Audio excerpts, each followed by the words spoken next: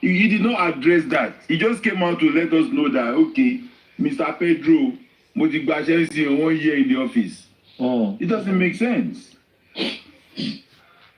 It does not make sense. And I remember when I spoke to Dr. Olukemi Oniloyo, because I'm not in America, and certain people were spoken to, then I don't know what the outcome was, but at the end of the day, that was a key factor for us to actually hold their course like this.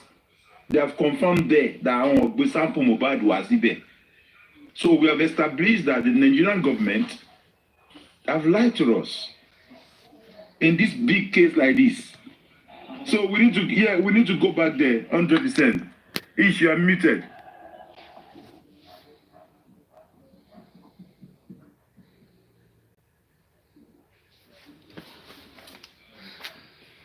Okay, Honorable, you want to say something concerning that paragraph? And again, this is where I'm seeing it from.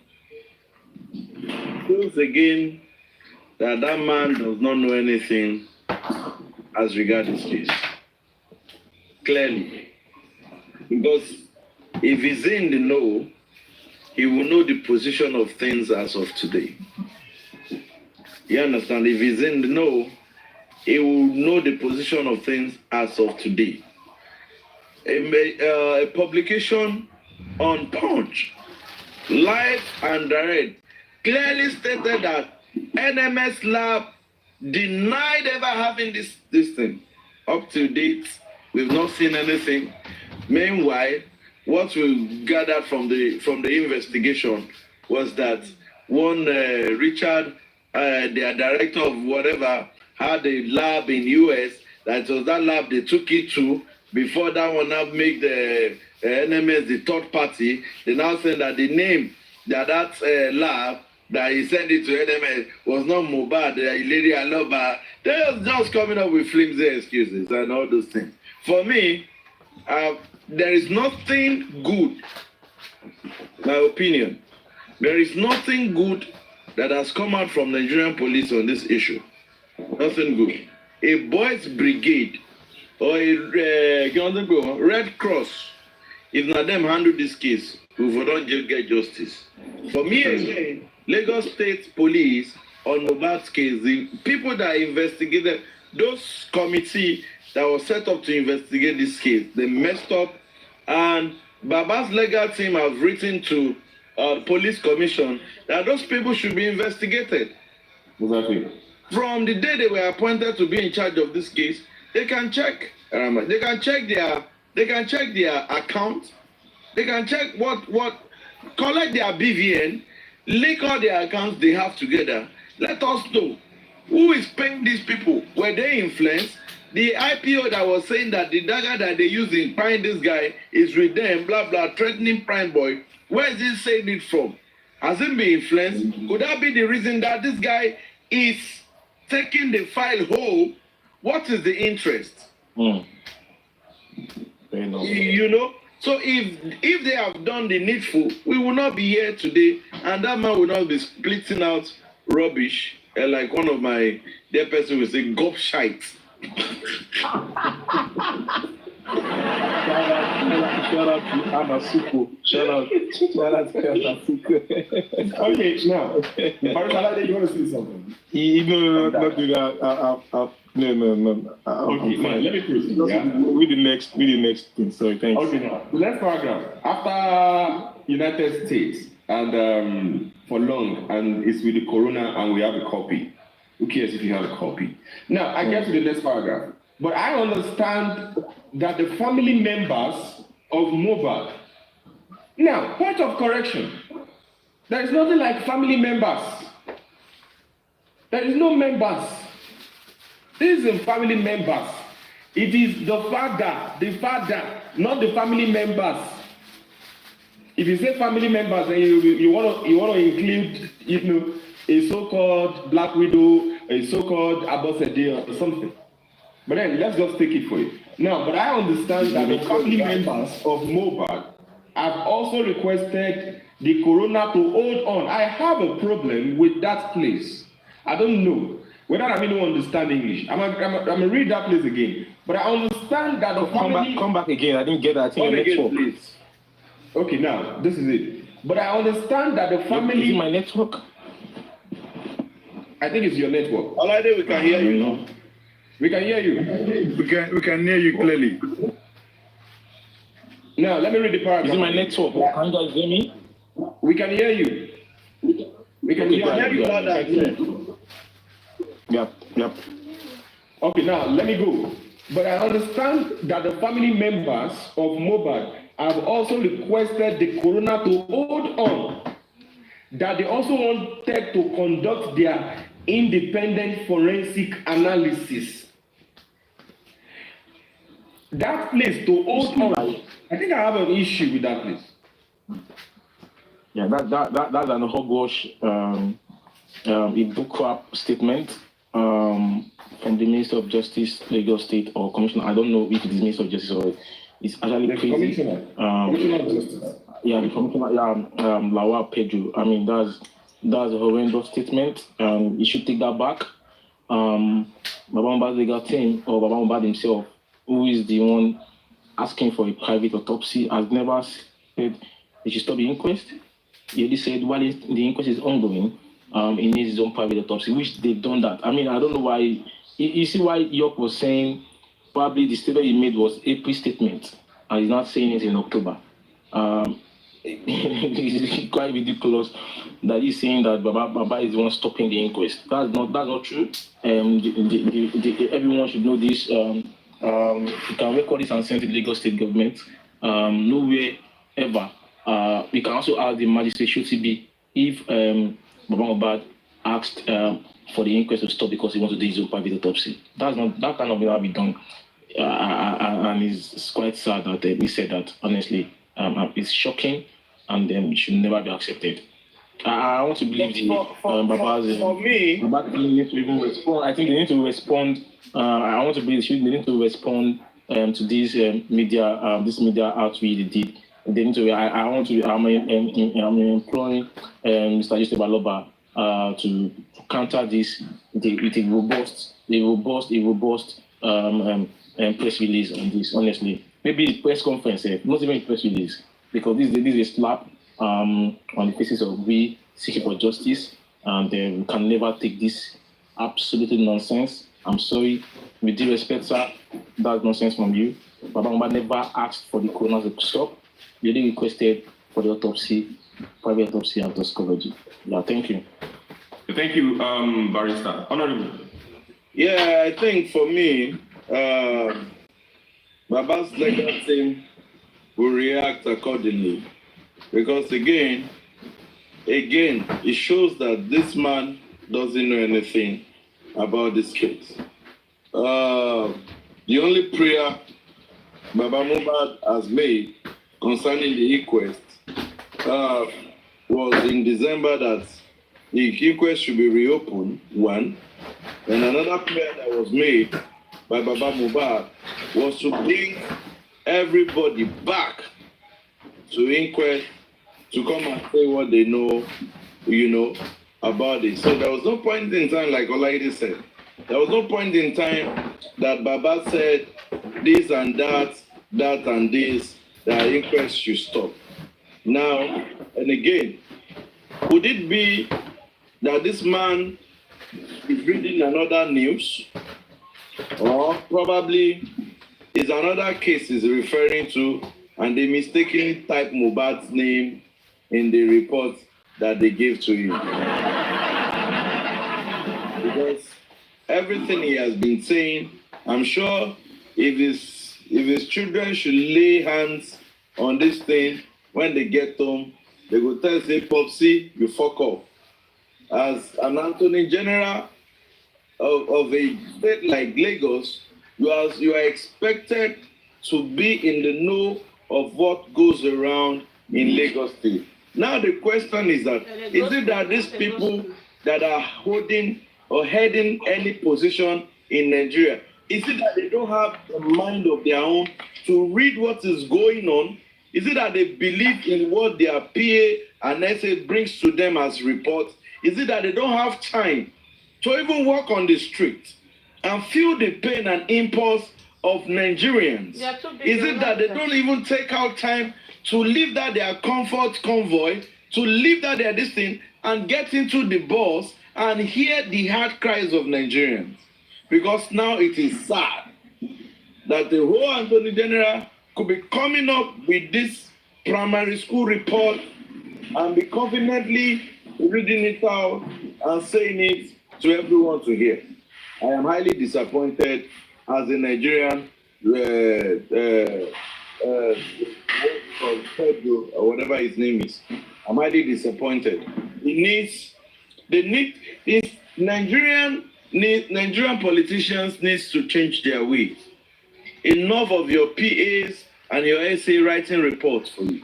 There are times you need to do your own fact findings. You understand? You need to have a theme that nobody knows them, but they go into the streets and they give you facts. Let me digress a little bit. When we were being told that the people that are piloting the countries are here, they give them another newspaper to read. And I ask myself a question. Why is it that when Oshibajo was the vice president of Buhari, why is it that they don't give Oshibajo another paper to read? So let's see the man with his iPad dogging into the news on the social media space. You know what is trending. When you ask him, he knows the latest vibe, the latest slang in town, because it's current. He doesn't wait for no PA or SE to come and tell him what is not. So I think this is one they should learn from and stop allowing one appointee to be feeding them with lies or what is not true. Please kindly power tap, please, guys. Please, I beg of you, kindly power tap. Thank you very much. I so submit. Yeah, thank you so much, Honorable. I don't know if Mr. Lagata wants to say something before I read the next paragraph. No, not really. The talk. Obviously, it's all clear to us now that they have just been sitting in the office, cashing out, putting money in their bank accounts, even though they're trying to ignore. And I know they are all working and listening to one instruction from the order from the above. And it's so obvious that he's not even, or either he had a clue or he does not have a clue in what is happening about Mohbad case. Like your daddy said, that maybe they mistakenly type Aloba, Mohbad Aloba in the statement they want to give us.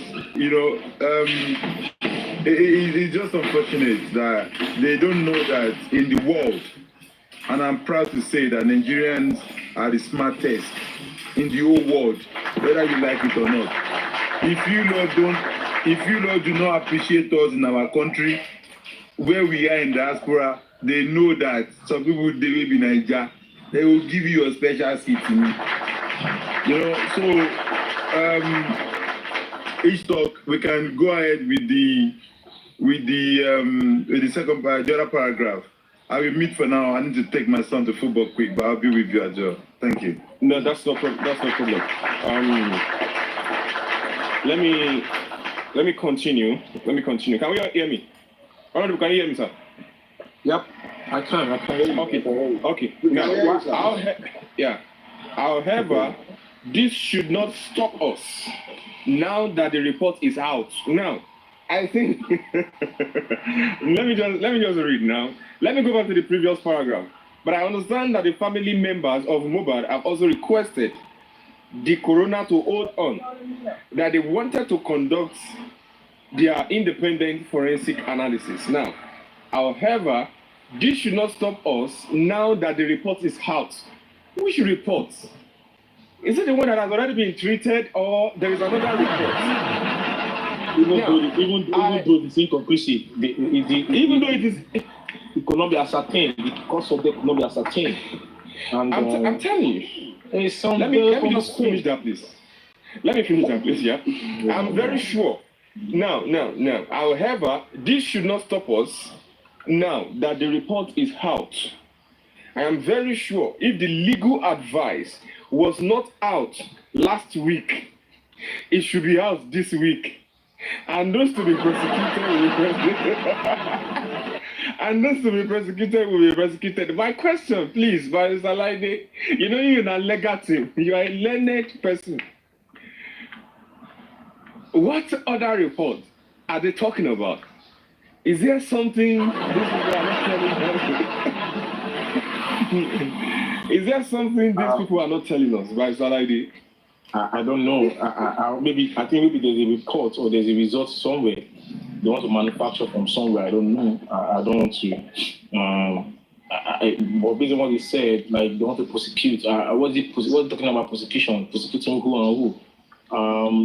The coroner, nothing. They've not written the report. They've not sent to DPP for them to prosecute. So I don't know why he's talking about this now. And again, that's why I say. The legal team again stating it clearly. The one that has the power of attorney, Mr. Pamiwa, he needs to do the needful. They need to set a press conference with Barrister Odumosu and also Wahab Shitu SAN. They need to be in that press conference. We are all about with them, stating it clearly that this case, Corona, it is clear now that needs to be done because they've called some people to come to the inquest to come and testify. They are not here. We've not given. Baba Mohbad has not made his own private autopsy and toxicology, and the Minister Commissioner of Justice is talking about and prosecuting. I think again, as I said, a robust statement needs to be made via a press conference, and so that it will be televised or it will be put out there. Electronic media. We need to let people know that now. The press conference needs to be done, and we want to let people know that the case is still on coroner's inquest. We know people are expecting us to take the high court, right? But if we do that, I'm telling you, we are going to only prosecute Prime Boy and the nurse, and we can never allow that to happen. Thank you. You stop. Yeah, thank you so much, Honorable. You want to say something, sir? Again, every paragraph proves that.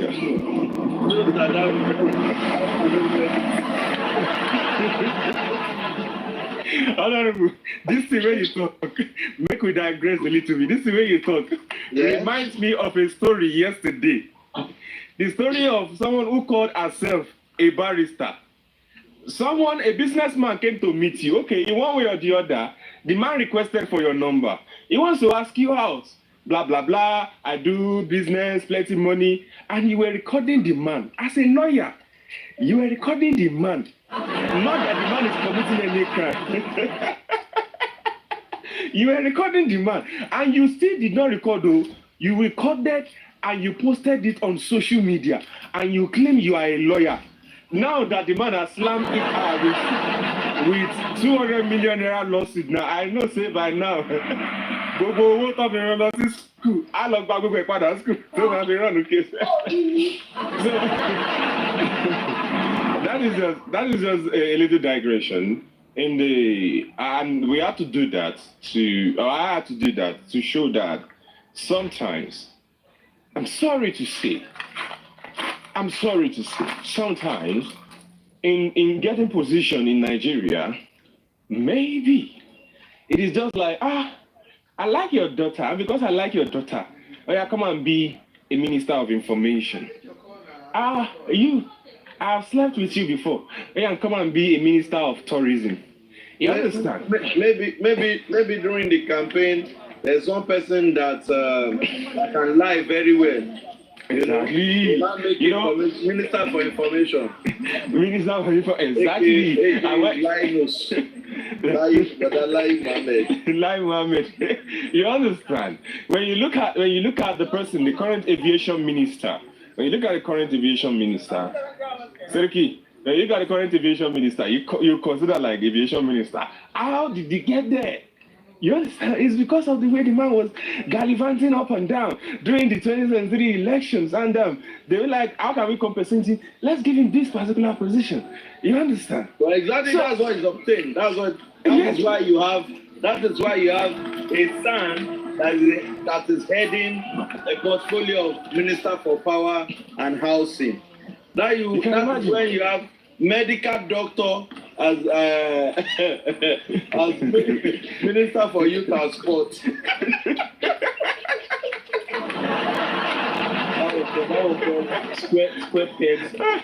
Square pegs in one goal. You know? Shebi, they shall don't put something inside something.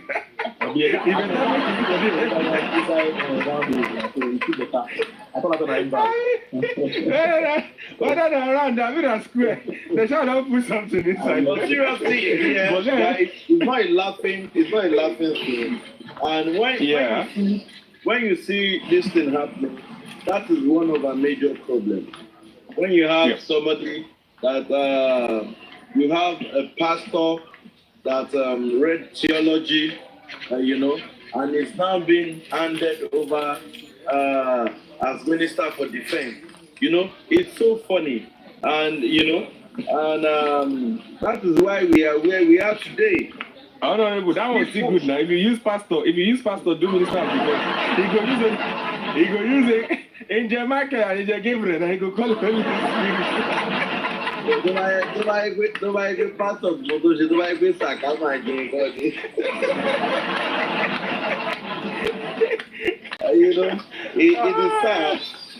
It is sad where we find ourselves as a nation, as a state. And I think I just hope that one day I will wake up and things will begin to change.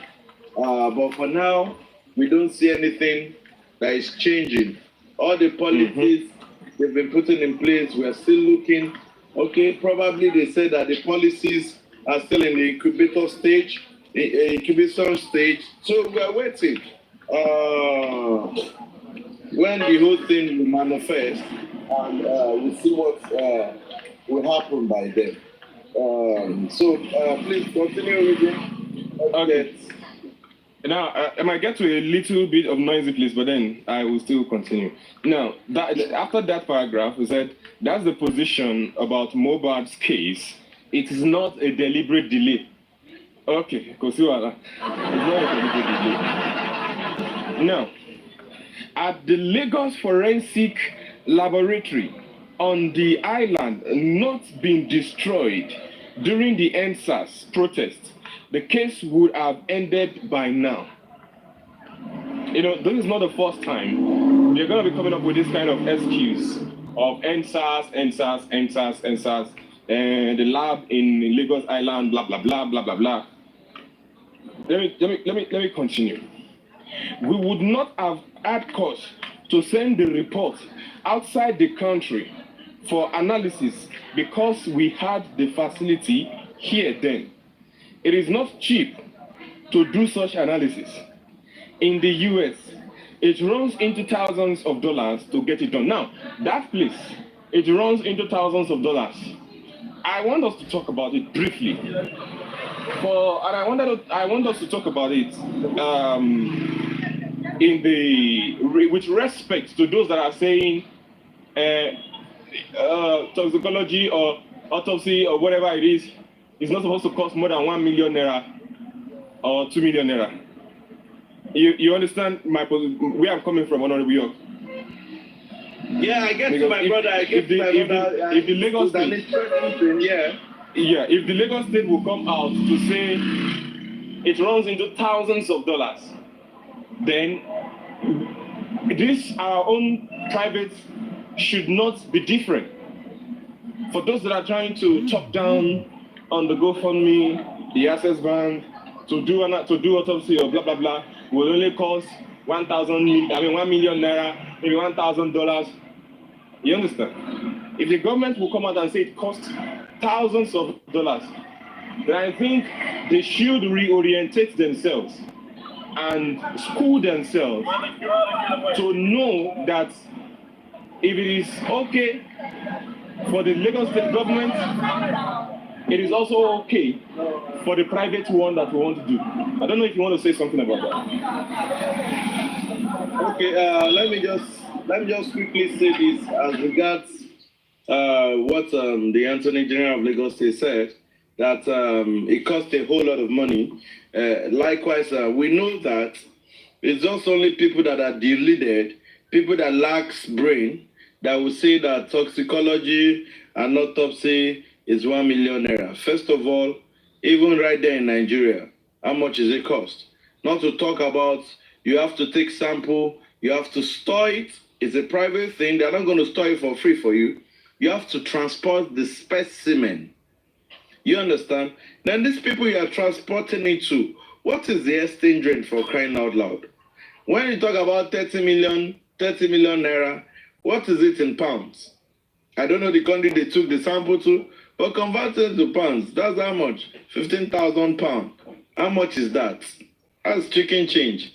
As regards to somebody crying more than they believe about 30 million naira, they share a video to me today when somebody was asking someone, the 30 million about, is it good to talk about it? Do you throw money into the GoFundMe? Rubbish.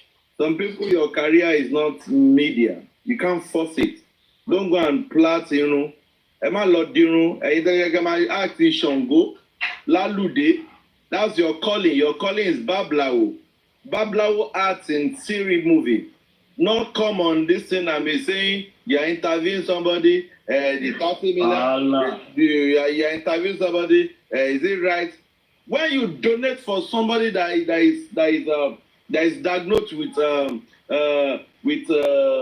leukemia, for example, and they put out a GoFundMe, and people that had pity, had empathy, had compassion on that person, and they contribute money, did they go and ask for accountability? Anyway, I can't, just plait hair. Meanwhile, you're supposed to be taking a role in this, not even Nollywood, in this Tage, all this stage play. Now that place you're calling day. Not be say you come the Thursday, you be TV, you want the interview person. I listen to your point, your questions. For me, it shows that you go no school, bro.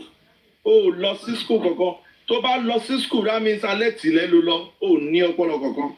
Sorry for that digression a little bit. It is what it is. It is justice for Mohbad. We stand tall, and that is it. For me, 30 million. Mr. Muya said it when Baba was doing his live show. That when they are done, they are going to come and, the breakdown of how it was done. They are going to come outside and say it. So I don't know why are you so hurry? Funny enough, you can't take that away from these people. When you check their background, probably they've never handled a million naira before. So when you call 30 million, they'll think that 30 million naira will turn them to, they will not lack any good thing again in life. 30 million naira. They born you, we're going to price a Toyota Corolla of 2010. A brand new. How much is it? And then you know what you're talking about. For me, toxicology, autopsy is expensive. Yeah, which at the end of the day, Mr. Muya said that he's going to come and justify whatever that was spent in as regards to this. You understand? So if you think that you're an upcoming blogger or an upcoming reporter or an upcoming TikTok interviewer, it's better you get your calling right. A stage play, a Lalude in a stage play will be a better calling for you, my brother. That your hairstyle doesn't fit a journalist, either it fits a bablawo in a stage play.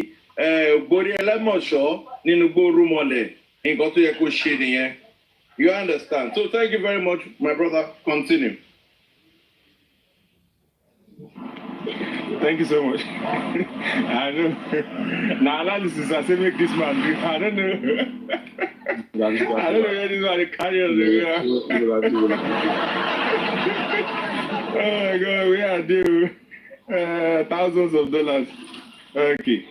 Thousands of dollars regarding the fee. As for Mohbad's case, as far as we are concerned, justice will be served. Now, that is Mohbad's death. recall that Mohbad's death on September 12, 2023, initially reported as natural causes, has been marred by skepticism and a public clamor for a deeper investigation. I want us to consider that paragraph. Recall that Mohbad's death on September 12, 2023, initially reported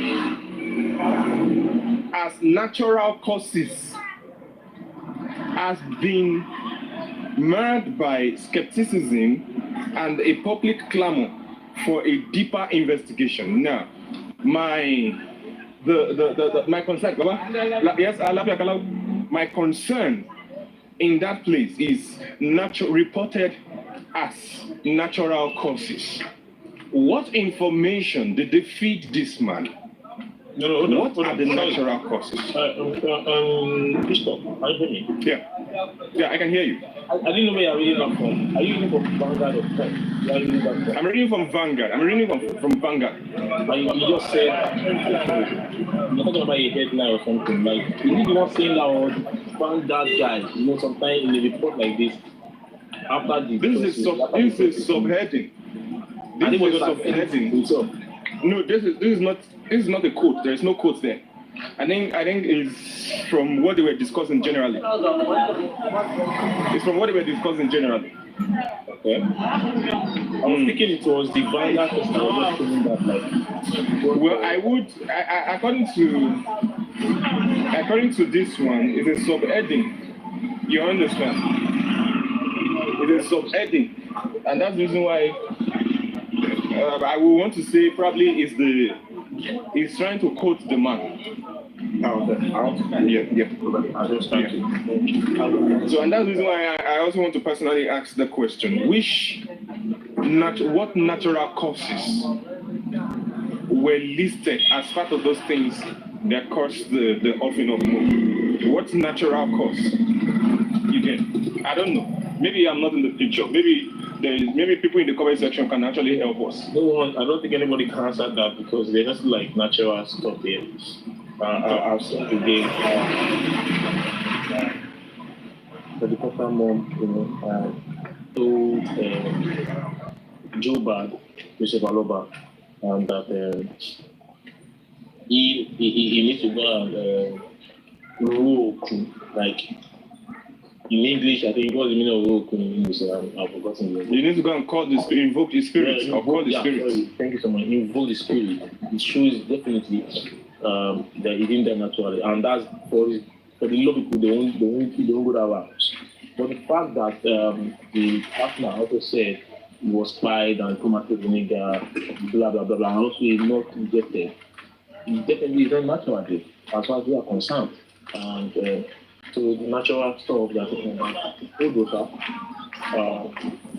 and that's why the toxicology and autopsy is suspicious. When he said it could not be ascertained. If they don't ascertain, why are you telling us that it was killed? Why do you not have to go to the corona? Why do you have to go to Palan? Well, is that what they want to use to back up the natural cause to say if it was not ascertained, then it's a natural cause? That's what they plan to them to not even foul. You understand me? Because okay. So it's not possible. Yeah, that's my take. My personal take. Because they can't see it naturally. No, because you're right. If they are claiming it's inconclusive and unascertained, then what they are trying to say is probably is definitely going to be a natural cause. They are tweeting towards natural, quote and unquote. You understand me? So that's what they're trying to. But why do you have suspects? It's quite sad. Why they're here, the one continue to press on, and let us we are written our own private website or school. Let's see how it comes out there.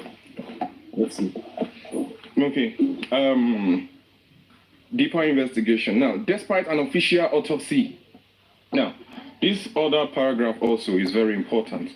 Despite an official autopsy intended to shed light on the circumstances of his demise, the report has sparked further debate, casting long shadows over his family, friends, and associates, and a broader Nigerian music community. Now, the official autopsy, which was meant to serve as a definitive account, instead became a centerpiece of controversy. I go over that again, that paragraph. The official autopsy, which was meant to serve as a definitive account, instead became a centerpiece of controversy. Critics argue that its findings did not align with the symptoms and condition leading up to most deaths. Now, if you want me to come over that again, if you want me to go over it again, I'll go over it. But then, do we want to go over it? Go over it again. Okay, now, the official autopsy, which was meant to serve as a definitive account, instead became a centerpiece of controversy. Critics argue that its findings did not align with the symptoms and conditions leading up to Mohbad's death.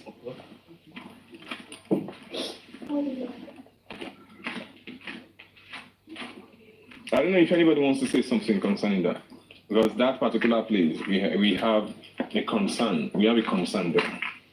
A big concern. Senator Rich. Yes. Now, another question you ask yourself is that, are you sure this is not a joke? Now, if I were to be this Attorney General, yeah, after I find out the situation of things, the first thing I would do, I would sack this person that wrote this thing for me to He was the one that was saying it himself to the presser. You never know. Maybe there is a what's it called? He had it. Okay. I understand you now. You get what I mean? What's it called? Can you come and read from me? Maybe you probably if he's reading from his office, maybe he had a screen where he was looking at it and he's reading. I get that now. You understand? So. For me, to buy when you look off, we go sack any. They're going to arrest any, can lo jail, no. Danduskin, thank you, Jare. Teleprompter. Oh, yeah, go lo jail any. No. If it was somebody that wrote this for him. Now, if he's the one that wrote it himself, then the people that gave him update, he needs to sack all of them. Because again, it's stating clear again that this man knows nothing about this case. This man knows nothing about it. You said that the toxicology that's supposed to be a definite whatever became a topic for whatever. Did you even ask them that? Did you even call the pathologist to come and read this, to come and tell you what he finds out? That's the point. For me, again, I will go by my saying, this man does not know any jack shit about this case. I'm sorry. I don't know, maybe it's another person's case they are referring to. They just have to write Mohbad's name. Maybe they mistakenly type Mohbad's name because Gogo got to sorry. Ujomo case here.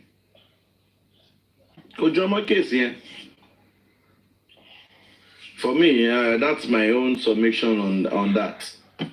Thank you. Thank you so much, Honorable. Just like you said, Kujomara at all, and there's no way we can link this case to whatever it is that they are writing in this publication. There is no way we can link.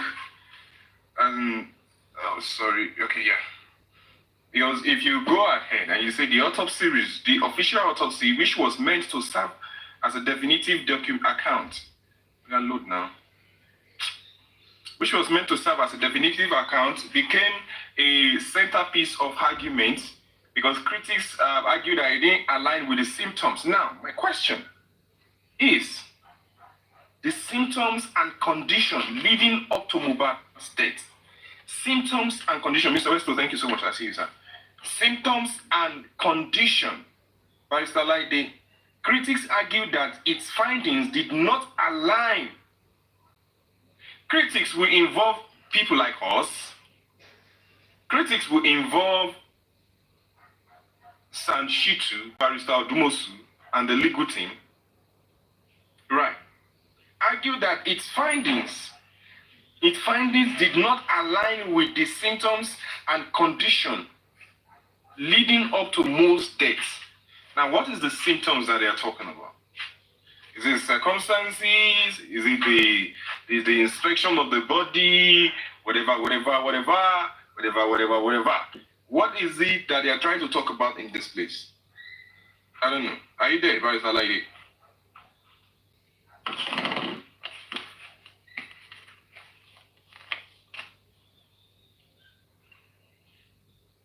Barrister, are you there?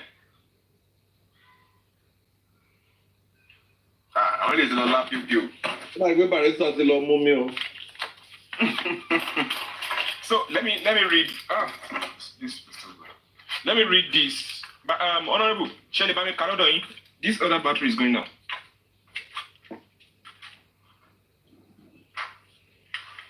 Honorable.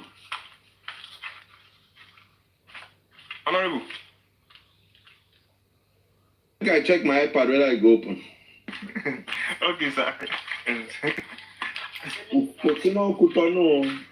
bring it.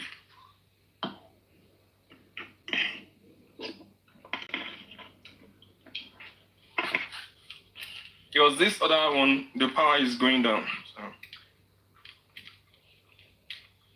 But then, okay, let me just go ahead before it goes off. Now, accusation of mishandling and a lack of transparency have been levied against the authorities, prompting the Lagos state government to initiate a coroner inquest. Now, Honorable Sir, I don't know if every one of us we are listening to this. It says, accusation of mishandling and a lack of transparency have been levied against the authorities, prompting the Lagos state government to initiate a coroner's inquest, which eventually ordered a second autopsy. Honorable Sir, what second autopsy are they talking about? I said this man supposed to sack this person who write this thing. What second autopsy are they talking about that we don't know?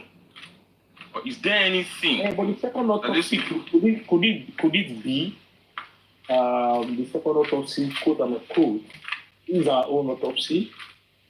Who knows? It can't. It can't. We don't have to accept that excuse from them, Barrister.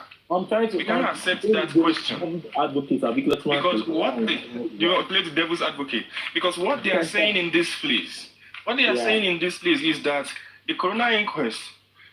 Now listen.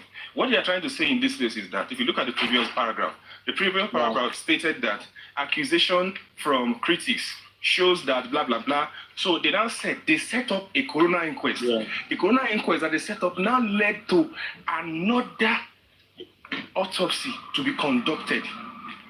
So it is not the private autopsy that we are working on, because before they read their own, we already requested that we should carry out our own. So they can't be referring to our own. They can't be referring to our own as the second autopsy, which is why we are asking now, what is the second autopsy that they are talking about? Yeah, fair point. Because we posted our own even before that one came out in April. Exactly. Exactly. If they are referring this to the second autopsy, when did they have the first one? As far as I'm telling you.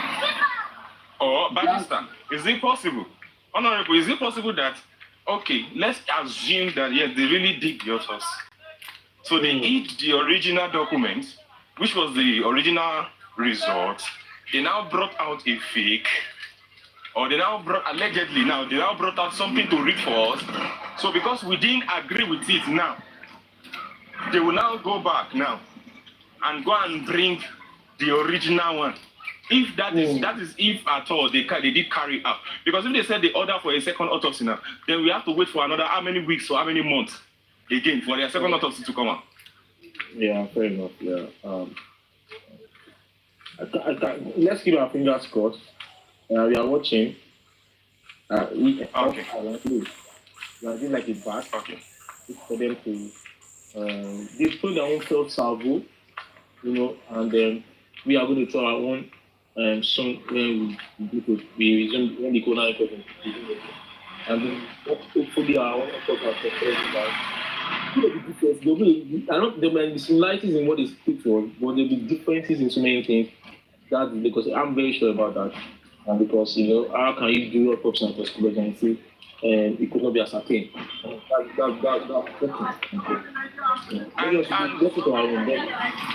Yes. Yeah, let me quickly back you up with what Sanchito said. And I think it's one of those things that is so that prompted them to say some of the things that they said in this case, talking about the critics and second autopsy. Now, if exactly. just like you said, if as Sanchito said, I quote, trying to paraphrase now. And so you said there was a fight. Okay, no problem. Let's say there was a fight. You said there was a nurse. Okay, yeah, no problem. There was a nurse. Mm-hmm. You said there was an administration of injection. Okay, no problem. Let's say there was an administration of injection. No problem. And you carried out the test. And none of these, let's say, two things, Osman, none of these 2 or 3 things could actually show up in your test. You're now coming to tell us that it is inconclusive, unascertained? No. At least, even if no be anything, just you claim that there was a fight, we should ask no evidence, no witness. Now, these other people then, there's always an argument, which sometimes leads to a fight, because it's always, terrible, blah, blah, blah, blah, blah, blah. Now, you are now saying none of these things. Then, there is something somewhere. And just like you said the other time, one of the games they are trying to play is how to maybe just cover this corona of a thing, then move to the criminal court. Then when we move to the criminal court, there is only 2 people that will be persecuted, which is Prime Boy and the nurse. And we're not going to have it. We are not going to have it because we are not to move. Exactly. Yeah, exactly what I said. I've been pleading with our people. We waited so long for so long, and it's draining. It is energy sapping. But based on what this Commissioner of Justice Lagos State is saying, I want to wait. Welcome, Superman. Thank you so much for joining. I want us to wait for the corona to end, please. Let's follow through and let's concentrate and ensure that they bring these guys on board and cross-examine all of them. Because if you go to the High Court soon, I kid you not, they're only going to prosecute just fine down his neck. And that is slap on our faces. Simply tonight, the analysis, the working of our brain, and all that. It's not going to happen. Let's go to I look big court for it, and then it seems like making them bad. So that's what I want to say. Let us continue to demand for the inquest revision. I don't know how it's going to happen. Maybe we should wait till Monday. The High Court sitting down. I don't want the inquest to be postponed to next year. At least 2 or 3 questions on the so we know where we are going. If we are going, yeah. If we are able to bring a closure to it this year, the next year we can proceed it to the criminal court. Facts, man. Facts. Let's do that. Okay. From what you said, I will just probably make my own contribution as regards to what you read. The fact that Honorable, my network might get disrupted in maybe 2 minutes, but then I'll be back. It won't drop, but it might get disrupted. But you can continue. Okay. Now the point is this: if peradventure what we're thinking, they're saying okay, they want to actually put it on the person that did not put it on Prime Boy and Nurse, which when you ask me is, I'll categorically say that this has been probably their plan over time. Now, if this has been their plan over time, then you now ask yourself, okay, could it be that the script they started when they say that 5 names after they investigated 26 name, they were able to come up with this so name. Then the question is, they called Prime Boy the prime suspect. Why was he declared wanted when even he was never invited? When he was never invited, could it be the script they started from day one they are trying to play now? Now, this is the way I see it. Peradventure, if this script goes through, which I pray it doesn't go through, if this script goes through, that means that Prime Boy might be charged to court and be sentenced. Probably they might just, they fight, blah, blah, blah, blah, blah, blah, blah, blah, blah. Probably they grant him 3, they give him 3 years, what have you.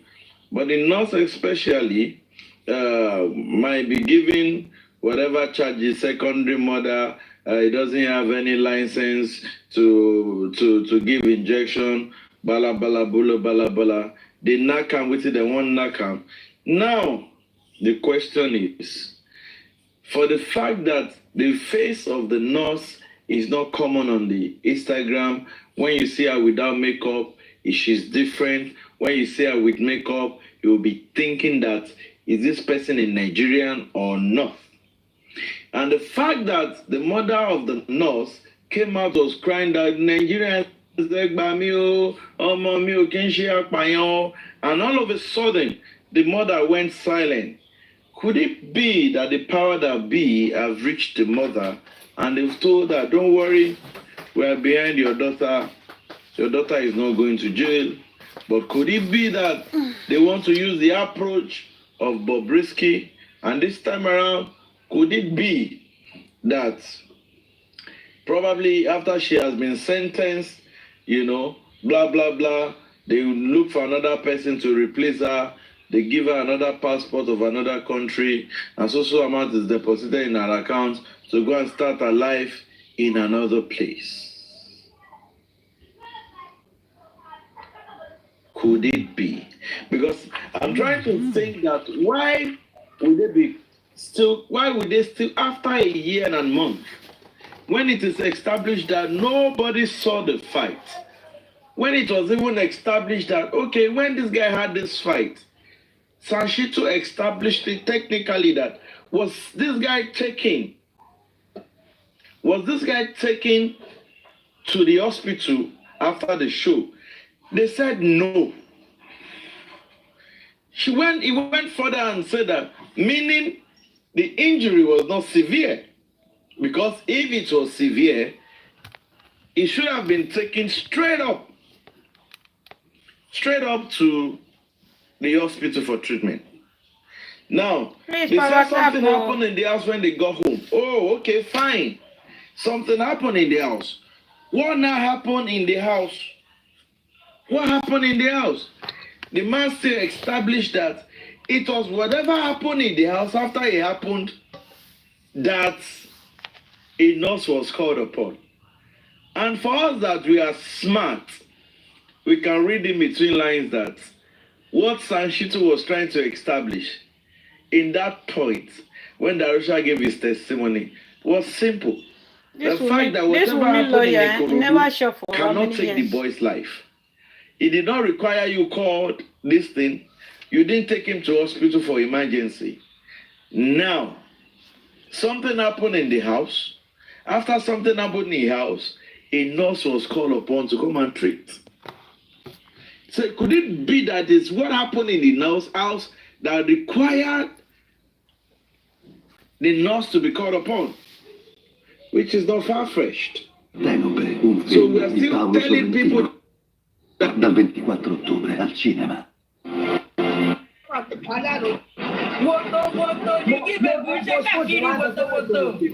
Ọlọ́run adáríjì ìfúnni bẹ́ẹ̀ ní sẹ́kọ̀dì kọ̀mándì. Wọ́n ní kẹ́ máa gòkè. Ẹ má wà lójú wíńdò. Jíbe, mo ló kàn fẹ́ ti tóṣù mẹ́ta ni. Àárín yín ṣá. Mo wá láti ọ̀bọ̀ mo kàn wo. Ó dàgbà láyọ̀ ni mo fóorun sí ni. Gbákọ̀ wò máa ní ara wà ń bẹ̀ pé tí bá ní wọlé. Ẹ wo tẹ́tẹ̀ gbàdúrà fáwọn ọ̀dọ́ kí ọmọ yín tó ìpèpèrè ìpè àti tẹ́lẹ̀.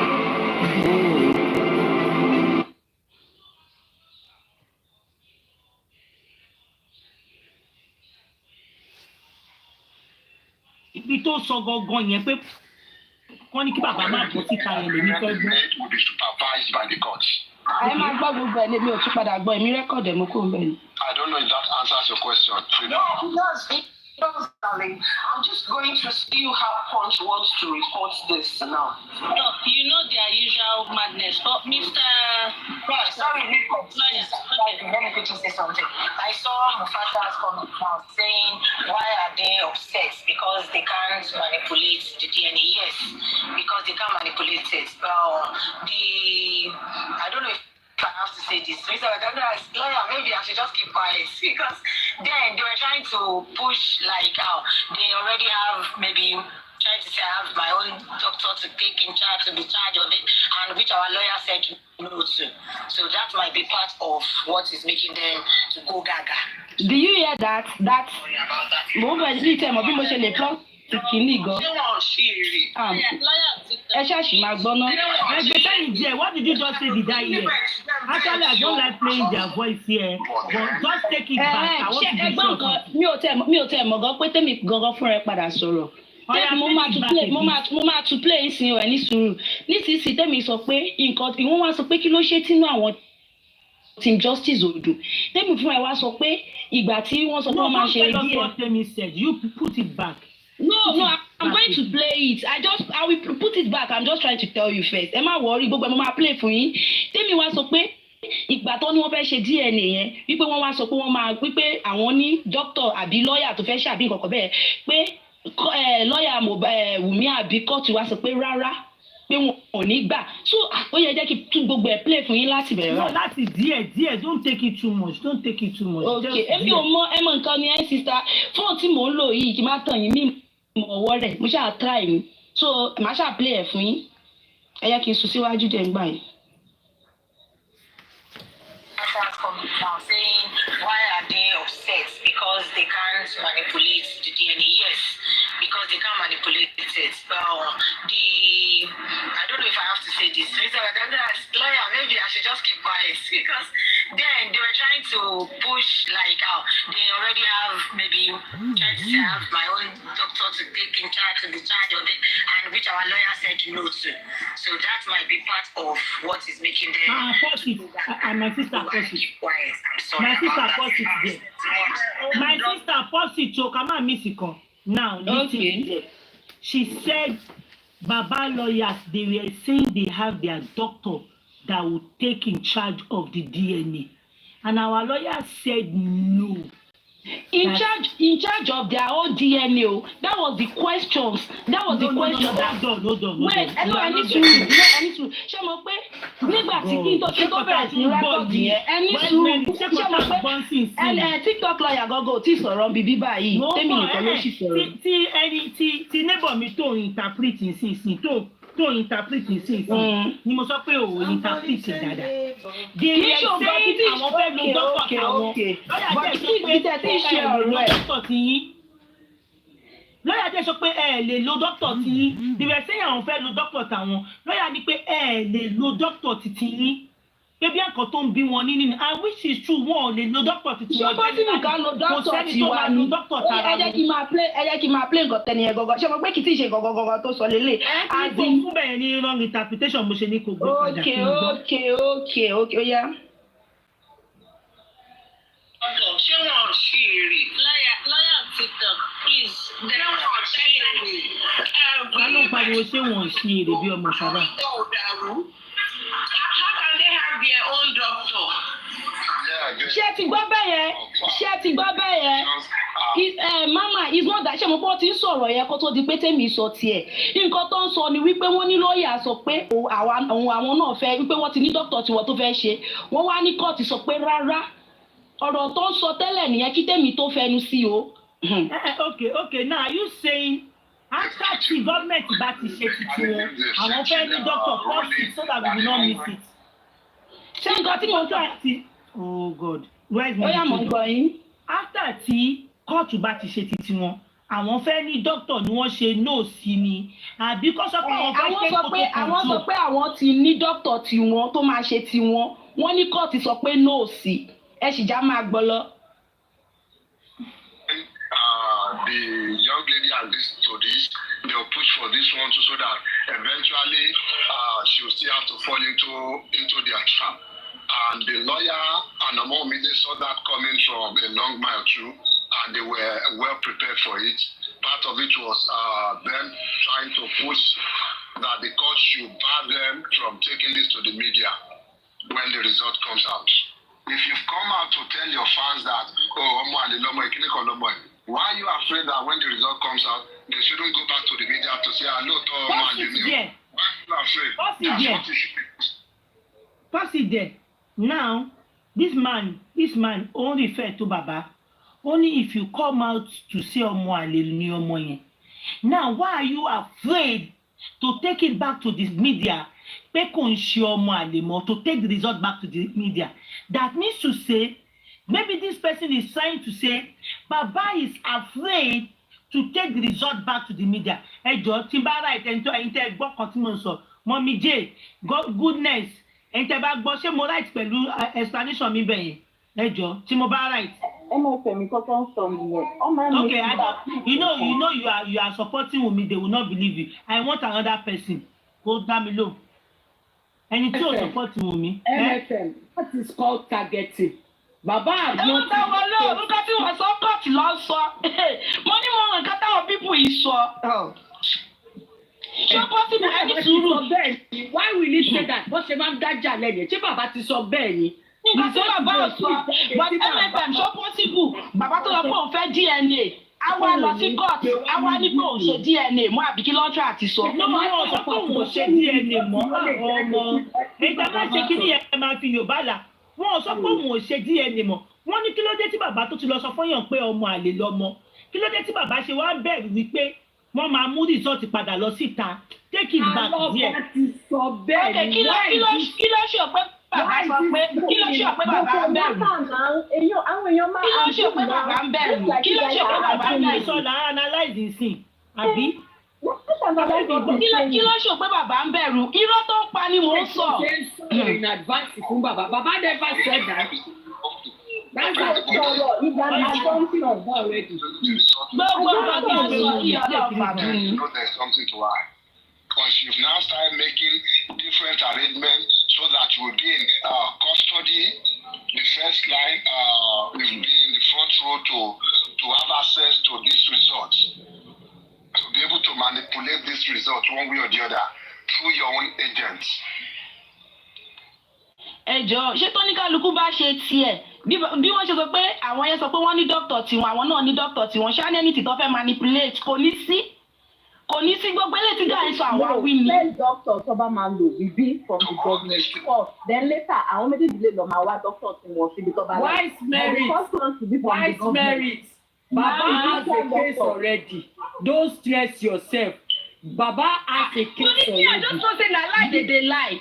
Ìgbà tí mo débẹ̀ yẹn kan tó ń sọ ni wípé wọ́n ní gọ́ọ̀mẹ̀ntì nìkan ló máa ṣe tí ò dẹ̀ lè work.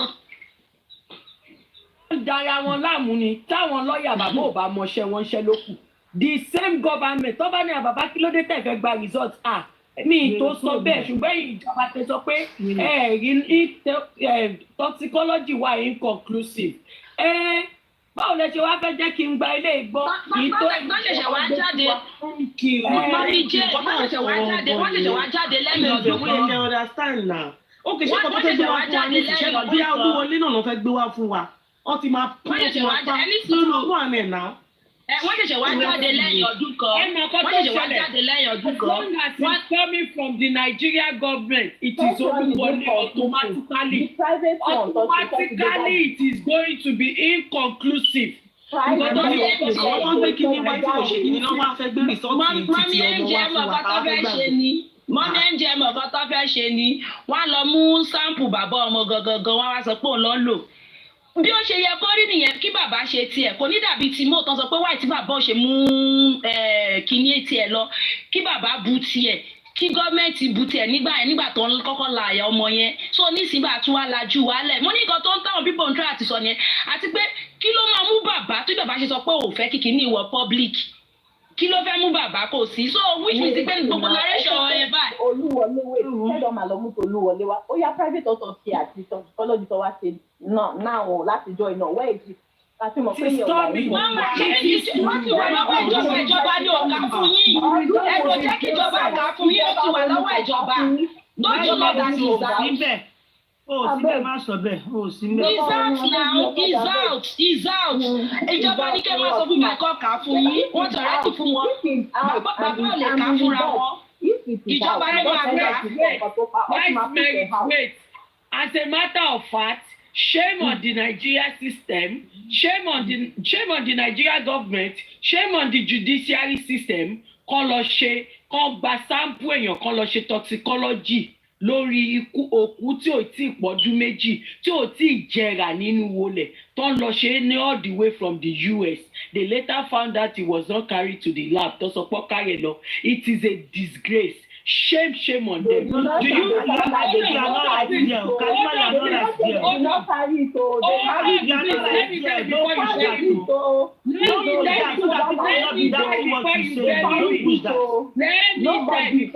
me die before you bury me. If I am not push that so that people will not be checkmating what you are saying. Where is the proof that don't push that.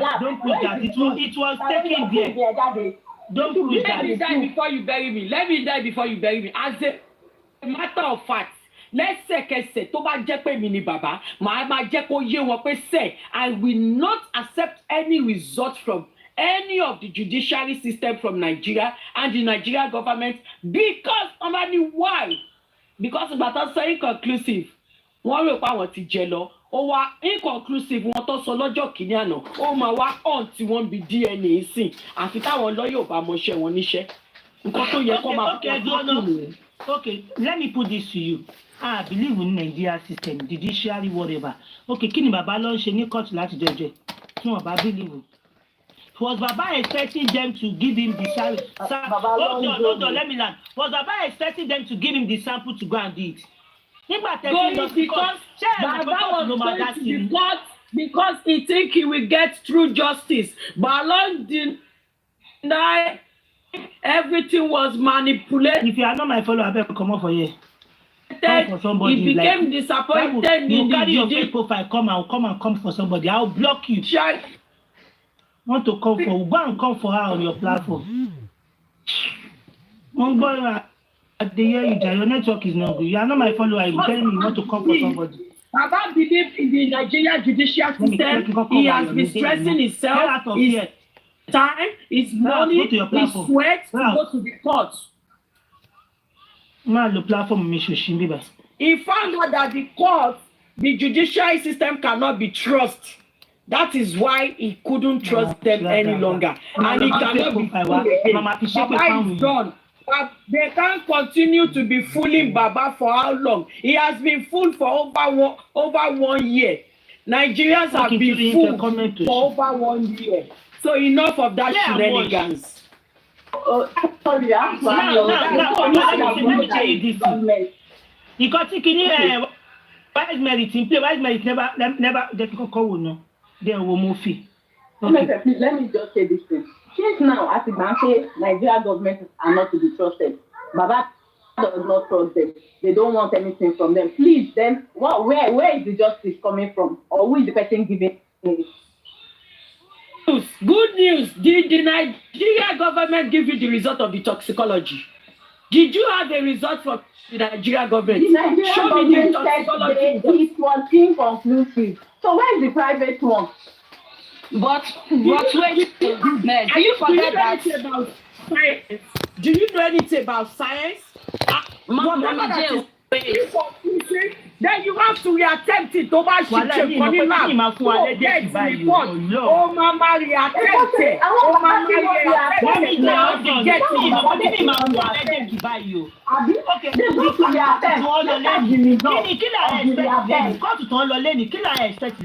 The pathologist that did toxicology on Mohbad that found out that it was inconclusive and did not reattempt to carry out another one before coming to the public to tell them it is inconclusive.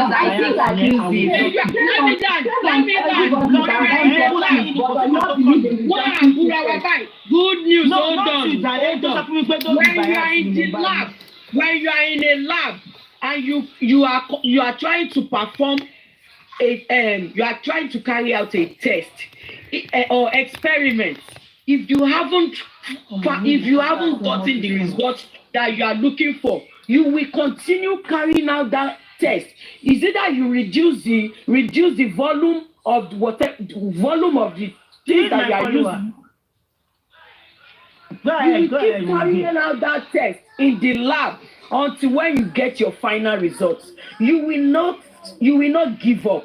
Tó bá jẹ́ pé wọ́n ṣe ń give up nìyẹn, a ní rí àwọn oògùn tó ń gbàyàn là lọ́jọ́ tèmi, a ní rí àwọn tó ń ṣe surgery, successful surgery, even C-section gan, àwọn kan tó derive C-section wọ́n ti try multiple times kan tó wá derive pé okay, just like medication wọn kàn déédéé gbóògùn jáde ní lab, wọ́n máa ti try different attempts láti sọ pé ó safe. Ṣé mo lè bèrè kan kí Wise Mary tó continue? FM, you want to say something? Ṣé mo lè bèrè kan kí Wise Mary tó continue? Wise Mary, Mommy J, Lolly Play, FM 1 minute ẹjọ́ ẹ má bínú. Lẹ́yìn báyìí sìn, ó dàbí pé the outcome of the whole thing today kò dùn mọ́ wa nínú. Kí ni nǹkan tá à ń expect lẹ́nu bó ṣe lọ court yẹn? Kí ni nǹkan tá à ń expect lẹ́nu? Kí ni nǹkan tí ò bá dùn mọ́ wa nínú? Ẹ̀yin tẹ́ bá jẹ́ tí bàbá mo fẹ́ kẹ́ dáhùn, kí ni kò bá dùn mọ́ wa nínú? Ẹ wò kí tó débi tá a rò ó nǹkan tèmi expect lẹ́ni ni pé bó ṣe kíní first one tí gbogbo ẹ̀ fojú rà yẹn, the best thing tó yẹ kó ṣe this time around ni pé kí wọ́n jẹ́ kó ní kálukú take sample ẹ̀ bó ṣe ni wọ́n fẹ́ fi giro tọ́ o bó ṣe lọ́ fẹ́ gẹ̀rù o kọ́ mú lára Mo kọ́ mú lára Liam oyè yín bẹ́ẹ̀ yẹn dẹ̀ kó jẹ́ kí ìjọba ṣe dẹ̀ tí àwọn mẹ́tẹ̀ẹ̀ta bá kó tiwọn wá wọ́n lè wò síra dẹ̀ anybody ó yẹ kẹ́ mọ̀ pé irú kíní ẹni tó bá fẹ́ ṣe orí burúkú tó bá lọ ṣe result yẹn ní àwọn. Ibi tá a bọ́lọ̀ dé ó yẹ kí ni wá tiẹ̀ dùn díẹ̀ pé way forward wà pé DNA ti wà nǹkan tá a wá yẹ ká máa wá sọ ní pé solicitive wọ̀ ní pé tí bàbá bá lè ṣe tiẹ̀ lẹ́yìn ti ìjọba. Because you and I know that anything called DNA, wọn ò ní fún any party pé lọ ṣe wá. If you not do Oríyọmí, ẹni sùúrù ẹjọ́ nítorí tọ́lú ẹ má bínú ẹjọ́ nítorí tọ́lú ẹ gbóná. Lọ́dọ̀ Oríyọmí ló máa ń ṣe fún wọn Oríyọmí, ohun tí ò tiẹ̀ ń ṣe government. You and I know that wọn ò ní kélé lọ ṣe, wọn ò ní kélé lọ ṣe, èèyàn kan ló máa ṣe. But in the case of Liam, tó jẹ́ pé ariwo ti pọ̀ jù lórí ẹ̀, kọ́tẹ́mi wò pé Akẹ́ lè sọ ní pé kẹ́ argue ni pé báwo ni bàbá ṣe máa ní MFM, here is my point. A question was asked. Hold on, please. Nǹkan tí mo fi pé ó yẹ ká máa wá argue lé lórí ni pé bàbá o tí wọ́n bá lọ sọ Muyi, why are you cursing? Are you here for curse? Can you just make statement without cursing? You been cursing, she start with you and I go say dey shake me. Mi ò tiẹ̀ lè start kọ mi ò rí tí wọ́n lò. They want me to start and I will not start. What was I trying to say? 1 minute mo máa fi ń lẹ̀sùn. Ní pé kí wọ́n máa sọ pé tí bàbá bá lè ṣe tiwọn, the reason why tẹ́lẹ̀ máa fi support pé kẹ́ni pé tí bàbá bá lè ṣe tiyín ni pé you did not believe in the autopsy, you did not believe in toxicology, you believe that wọ́n fi ọwọ́ rò pé ìjọba fi ọwọ́ rò. So the same ìjọba tó fi ọwọ́ rò, ó lè fẹ́ fi ọwọ́ rò DNA náà. So if it can be permitted, pé kí wọ́n ṣe or better still lórí ọmọ lè hàn mọ́ ọmọ lóríire yẹn. Wọ́n kúkú ṣe láì. Ó lè sọ pé conclusive. Kọ́ọ̀tù lè aláwọ̀ wọn, kọ́ọ̀tù ló máa conduct ìyádẹ́gbẹ̀rí sọ́ọ̀tì jáde, wọ́n lè aláìdá pàtì kò ṣẹlẹ̀ lẹ́nu ìwé. Àti ìwọ bẹ́ẹ̀ ní sùúrù. Ọ̀pọ̀ ní kọ́ kúkú ṣe láì. Ní pé kí kọ́ọ̀tù ní pé kọ́ lọ ṣe lọ́tọ̀. A question was asked today. what if Baba is not okay with the result? And Wunmi lawyer said, Baba fẹ́ tó nìyẹn. Why do I court to talk about okay? But why don't we ask court? Ṣọ́fúnwa ní good result in toxicology. The same route, the same judiciary system. Tí ò fún wọn ní good result. But Mommy J, hold on. Mommy J, hold on. For that case to be in court, kí ni bàbá tí kí ni wọ́n expect? Shame on them for saying. What were they expecting? Ṣé wọ́n expect pé tí kan tó ti lọ sí court? MFM, even in the US, it's the court that we do it. Even in the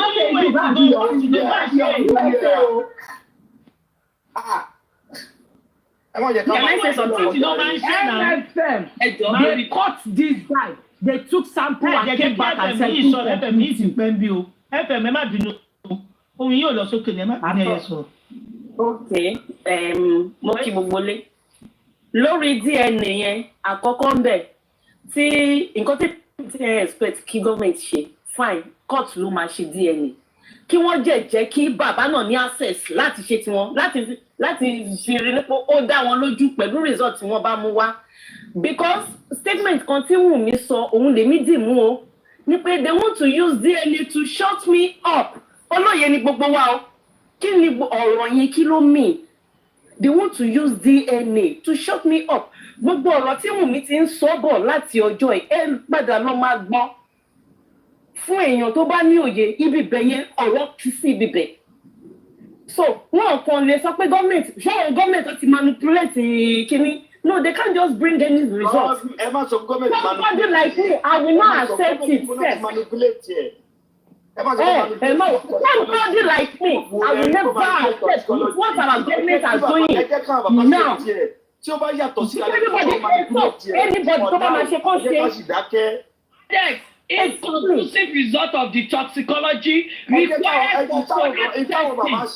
It requires further testing. Shame on the government to be relying on it tí bàbá ṣe. Shame on the government. Ọba jẹ́ káwọn tí bàbá ṣe. Nigeria government ò lè fún wa ní either positive or negative. Why did they give us inconclusive? Inconclusive means nothing. It means that it requires further testing. Inconclusive result in the medical field.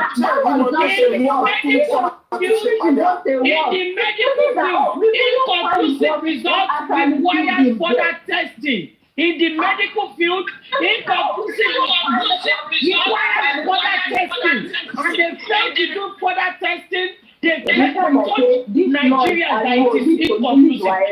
Okay, Mommy J, kí ló ṣe fẹ́ dìrà ṣé Nàìjíríà àti bàbá ni kó lọ wá ìtókù? Ṣé àwa ni ká wọ láàbù fún wọn ká lọ wá ìtókù? Ẹni tó bá fẹ́ lọ wá kọ́lọ́wà náà, ẹni tó bá fẹ́ lọ wọ láàbù láti lọ wá kọ́lọ́wà náà, wọ́n bá ti láì gbé ìtàn fún wọn kò dáa. Wọ́n dẹ̀ lọ wá ìtókù. Adé ti ṣó lórí burúkú ní ẹ̀kọ́ tí bá sọ ní kò gbé. Nǹkan tí bá sọ ni kò sọ.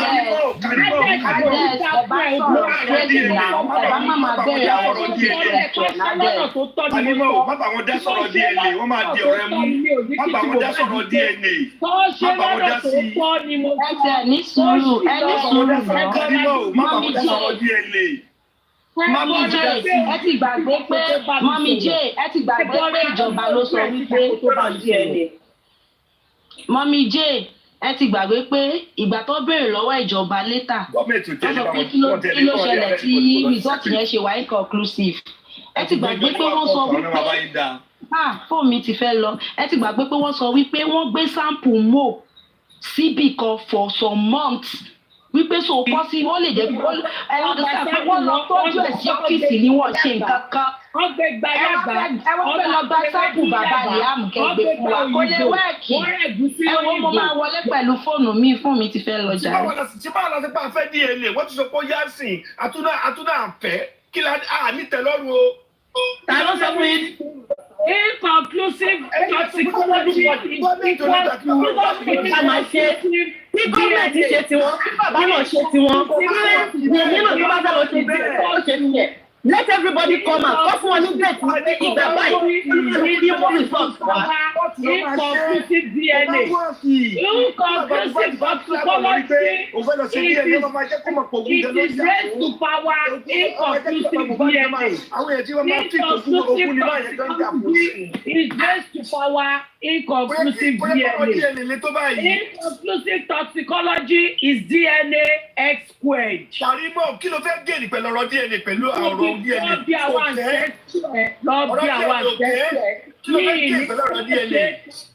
lọ́ọ̀yà Wùmí ò ní right láti sọ pé bàbá fẹ́ tẹ́ ni. Kí ni tẹ́lẹ̀ yẹn? Why will Wùmí lọ́ọ̀yà ṣe bàbá fẹ́ tẹ́ ni? Nítorí ní pé kóòtù ò ní dá lóòrà rárá nítorí nìyẹn. Kóòtù ò ní dá lóòrà. Kóòtù ò ní dá abẹ́gbẹ́ nífù. Ẹ̀bọ̀ra tí ò lè gbójú jáde ṣédè tó yẹ kí lọ́ọ̀yà yín lónìí. Mọ́mí J, you live in America. Mọ́mí J, you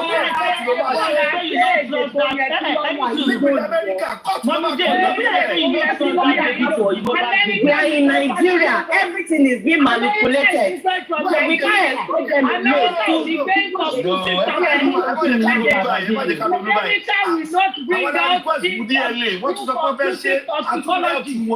America will not bring out inconclusive toxicology to citizens.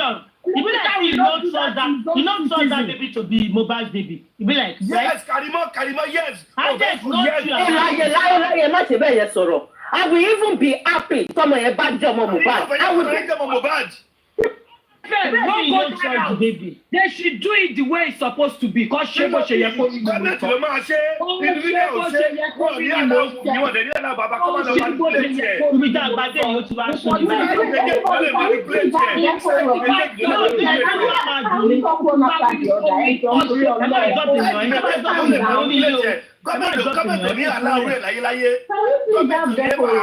don't drop anybody, everyone. Hey, mo tó jẹ́ DNA ṣá.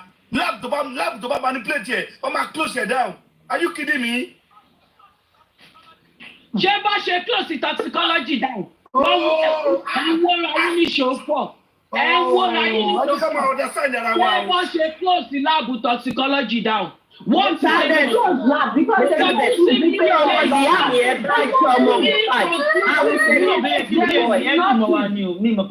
inconclusively pé kò sí kankan. So when they said inconclusive 2 months ago, ó dùn mọ́ wọn, adákẹ́ àwọn wọn, a ṣe bí pé kò dùn wá, ó wá yá sí. Ṣé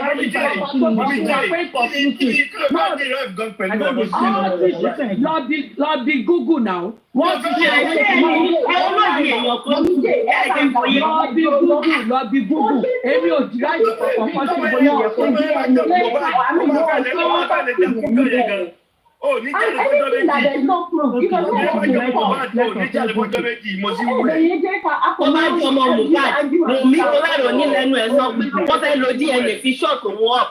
Who are those people that want to use DNA to shut out?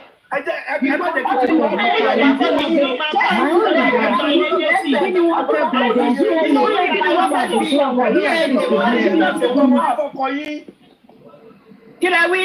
Ó yẹ kí inú wa máa dùn pé ọmọ yìí àgbì sí DNA ní kí la fẹ́ ṣe. Kí ló dé tí inú wa máa dùn? Kí ló dé tí inú wa fẹ́ dùn? Kí ló dé tí inú wa fẹ́ dùn? Báwo ni ṣe dùn?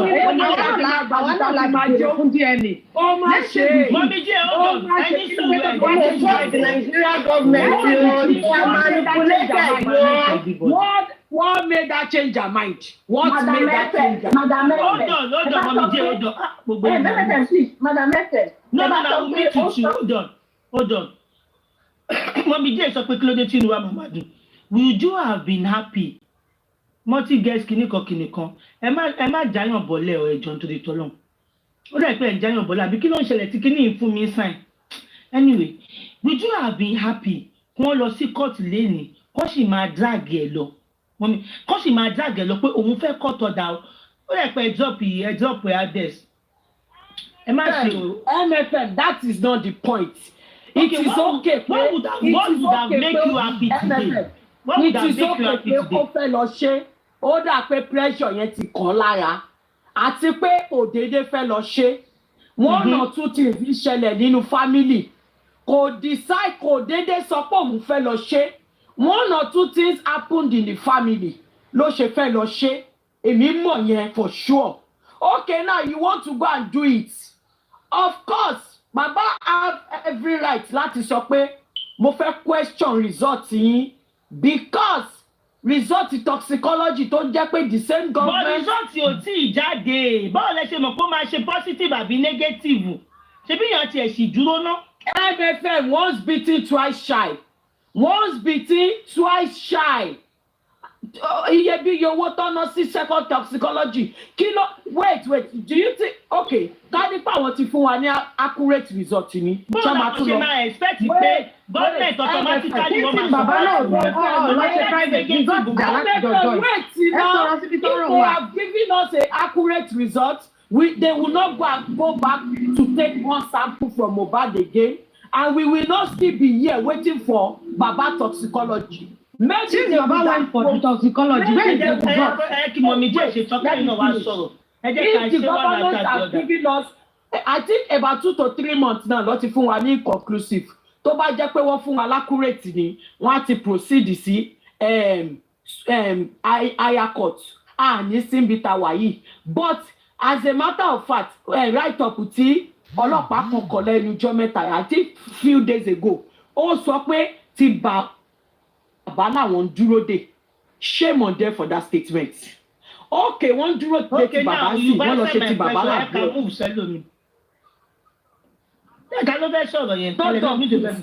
I'm not done, please. I'm not done. Let me just stand up. I have continued. Still delayed. The judgment was still delayed because we are still waiting for Baba toxicology that is still in process. Now, the same judiciary system, the same Lagos state government that led Baba, that gave Baba inconclusive results. What if Baba did not have people that supported him? Torres or another Owo? Do you think Baba will have money to fight for another toxicology? Of course, he might ask for it, pé mo fẹ́ another toxicology. Ó yá lọ ṣe wá. Ibo ni Baba ti fẹ́ rówó. Níbẹ̀ ni mo sọ pé shame on the Nigerian government and shame on the judiciary system for them to provide inconclusive results, even after they were advised to proceed. There is nothing like inconclusive. I'm in the medical line. There is nothing like inconclusive. There is no results. There is no accurate results right there. So you came out to present. That means you are telling Nigerians that they are all dull. You came out, the whole Nigerian government came out and presented an inconclusive result to the Nigerians on behalf of Ileri Oluwa Aloba. We kept quiet, and the learned people in the J4M said, no, this is not okay. Then they proceeded. They went ahead to get another sample from that poor boy. They had to go again to get more sample from Ileri Oluwa to proceed to toxicology. The result is still in process. It hasn't come out yet. And you want us to go through that route again with the same government and trust them? Heck no. Heck no. Because they put us where we are. They are the reason why we are still waiting for toxicology. Don't let me know. They are the reason why we are still waiting on toxicology. So now, if the same set of people is trying to offer us another test, another lab test, that is just pure nonsense. I'm done. Okay, thank you for your submission. Now, before anybody say anything, because tí mo fẹ́ conclude this lele, I want to believe, and I'll be putting it to Mommy that it's as if you have your reservation about Liam's paternity. Simple as that. And I'm not asking you a question. This is my conclusion within me. You have your reservation about Liam's paternity. It's nothing like MFM. Don't say that. Don't say that to me. No. Because you can't speak for me. Don't say that to me. No, I have no reservation. All I am clamoring for is that it should be done the right way because I was disappointed on Ileri Oluwa toxicology the same way a lot of Nigerians were disappointed. So we are talking about lab tests. Ileri Oluwa toxicology was performed in the lab. The DNA is also going to be performed in the lab by the same people, by the same government. So that's kind of manipulating. That is not manipulative. Because she did not kí result gan jáde báyìí. Mo bí ọmọ ní irọ́ ni. Mo bí ọmọ ní tòótọ́ ni. I was expecting that, okay, after all this, tí gbogbo ẹ̀ ṣe rí bó ṣe rí. Now, I was expecting pé ká tẹ̀lé pé a ti rí way forward. Family member right now. Okay, kò sẹ́ni tó yọ̀ lẹ̀. I was expecting way forward because wọ́n pé Wùmí ò sọ pé òun fẹ́ ṣe DNA lẹ́ni. Do you know that they still going to adjourn it? We are disputing the fact that they want to go and do it. But can we trust them? I am not saying we should trust them. You did not understand. How can I be forcing trusting them on you people? Can I say something? You did not understand. How can I be, Emma, been 1 minute. How can I be forcing trusting them on you people? But the way you are emphasizing on me. Waiting for them is a waste of time. We waited for them severally. For the toxicology. Let me tell you what's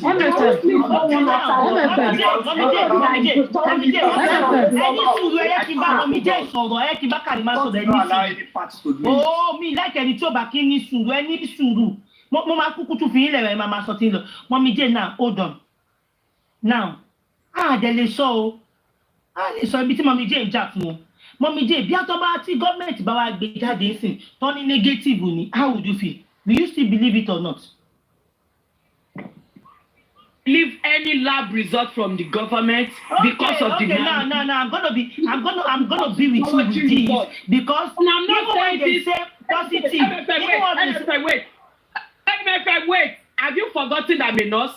Have you forgotten that I'm in the medical field?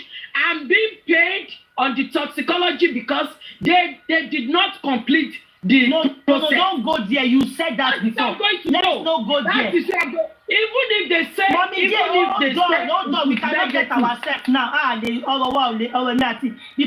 you know why I'm putting this question to you, because you are close to Wunmi and the Liam. Now, my question is, because why your mama right course, and you might be right course. Hold on. You cannot understand yourself. I'm trying to put something outside there. Ìgbà mi èèyàn máa ja right course. Ní mọ̀ bí ẹni yẹn ja right course. Nítorí pé ìjà ti wà nílẹ̀. A máa rò bí akékeré. Now that is why tí mo fi put question yìí pé tí result yẹn bá jẹ́ negative, how would you feel? Tó bá jẹ́ positive, how would you feel? In as much you said, even if it's negative or positive, you're not going to believe either of the two. I am cool. I am done. Mo ti ṣetán. I am done. Mo ti ṣetán nìyẹn. Let's for example you said tó bá jẹ́ positive mo ní gbà láíláí. Màmá pé ó dàbí pé nìyí mọ̀ kan táwọn ò mọ̀. But now you said any result tí wọ́n bá mú wá you not gonna believe.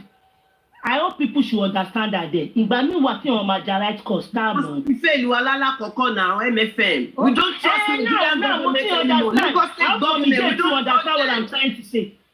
Yeah. Mo ti understand that in the because if only she's maintaining MF, that's exactly what I'm trying to say. That's exactly what I'm trying to pass on. I now understand that now. As long as it's coming from those that gave us inconclusive, we are not taking it. No, you people should understand.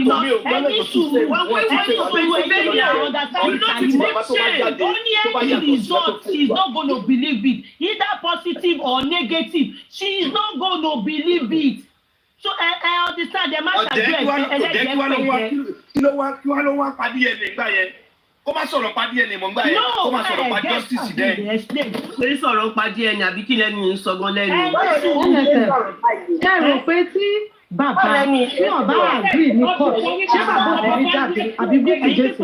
Adé ló fi forí bá kókó ẹ léèrè náà, àbá yí ẹ fẹ́ bàjẹ́. Mo jẹ́ tó kọ́ ní tó bá yẹ. Yóò wọ́n ṣe wọ́n lè fẹ́ bàjẹ́. We don't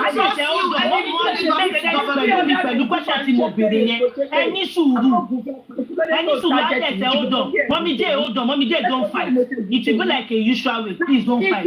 Is the one targeting me now? ṣé mo mọ̀ yálà ìyá ẹ̀ you have made a lot of sense to me now with that question. How people understand me? Báwo la ṣe kí ló dé ta ṣe máa automatically rò pé ibi bíbá ẹni mọ̀mí jẹ́ mi? She said kò bá jẹ́ positive kò bá jẹ́ negative anything tó bá ń tibẹ̀ yẹn bọ̀ she did not believe it. Anything. So bá ṣe kọ̀ máa fi bá mọ̀mí jẹ́ rò pé MFM kí ló ń sọ yìí? ọmọ shame tó put wá sí nígbà tá lọ sí Pennsylvania. Kí wá ní mí ní MFM kí ló ń sọ yìí? I am supporting our own motive. Wọ́n ti shame wa lálàkọ̀kọ́ we don't believe them anymore. Ọmọ ó dà pé ẹ̀ understand me. Nǹkan tí mo sọ ni pé bàbá wa ń court tí bàbá ò bá agree sí nǹkan tí George sọ pé òun fẹ́ carry out DNA tóun ṣé bàbá ò ti ní jáde kọ́ sọ kọ́ gbé àwọn àbí Bukky Jesse as blogger wọn. Bàbá ó agree pé kọ́ ṣe ọmọ yìí ilẹ̀ ṣe ruling pé kí grandfather kó béèrè fún DNA and this girl kí la fẹ́ lọ́dọ̀ ẹ̀ ó stand up ó dẹ̀ ní òun agree fún DNA. Nísìnyí kí la tún fẹ́. Mi ṣẹ̀ṣẹ̀ agree fún DNA.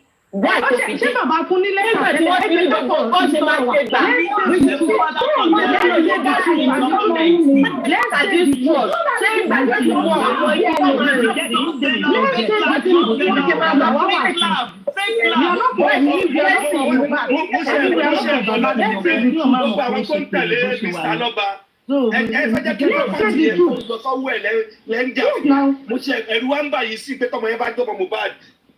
Tọ́mọ yẹn bá jọ mọ̀ fún wa yẹn tó ṣe yẹn mo ṣe ẹ̀rọ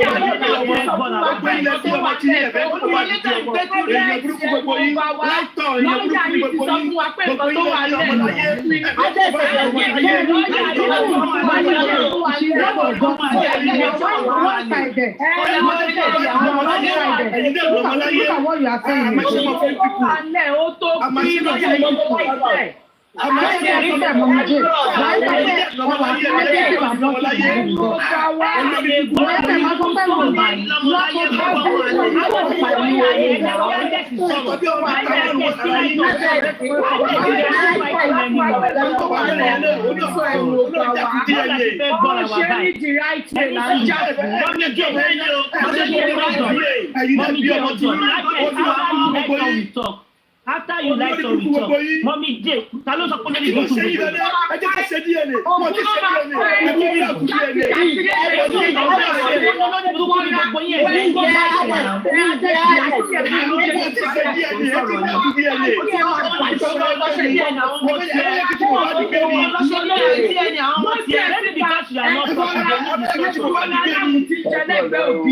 Ẹ kò ní àkú DNA. Mr. Adex yẹ ó jọ. Mr. Adex yẹ ó jọ. Oyin ti dàrú sí ìwádìí máa ń gbé lọ káàdì ọmọ àlè wá fún wa. Tàrímọ́ ó jọ. Inconclusive DNA.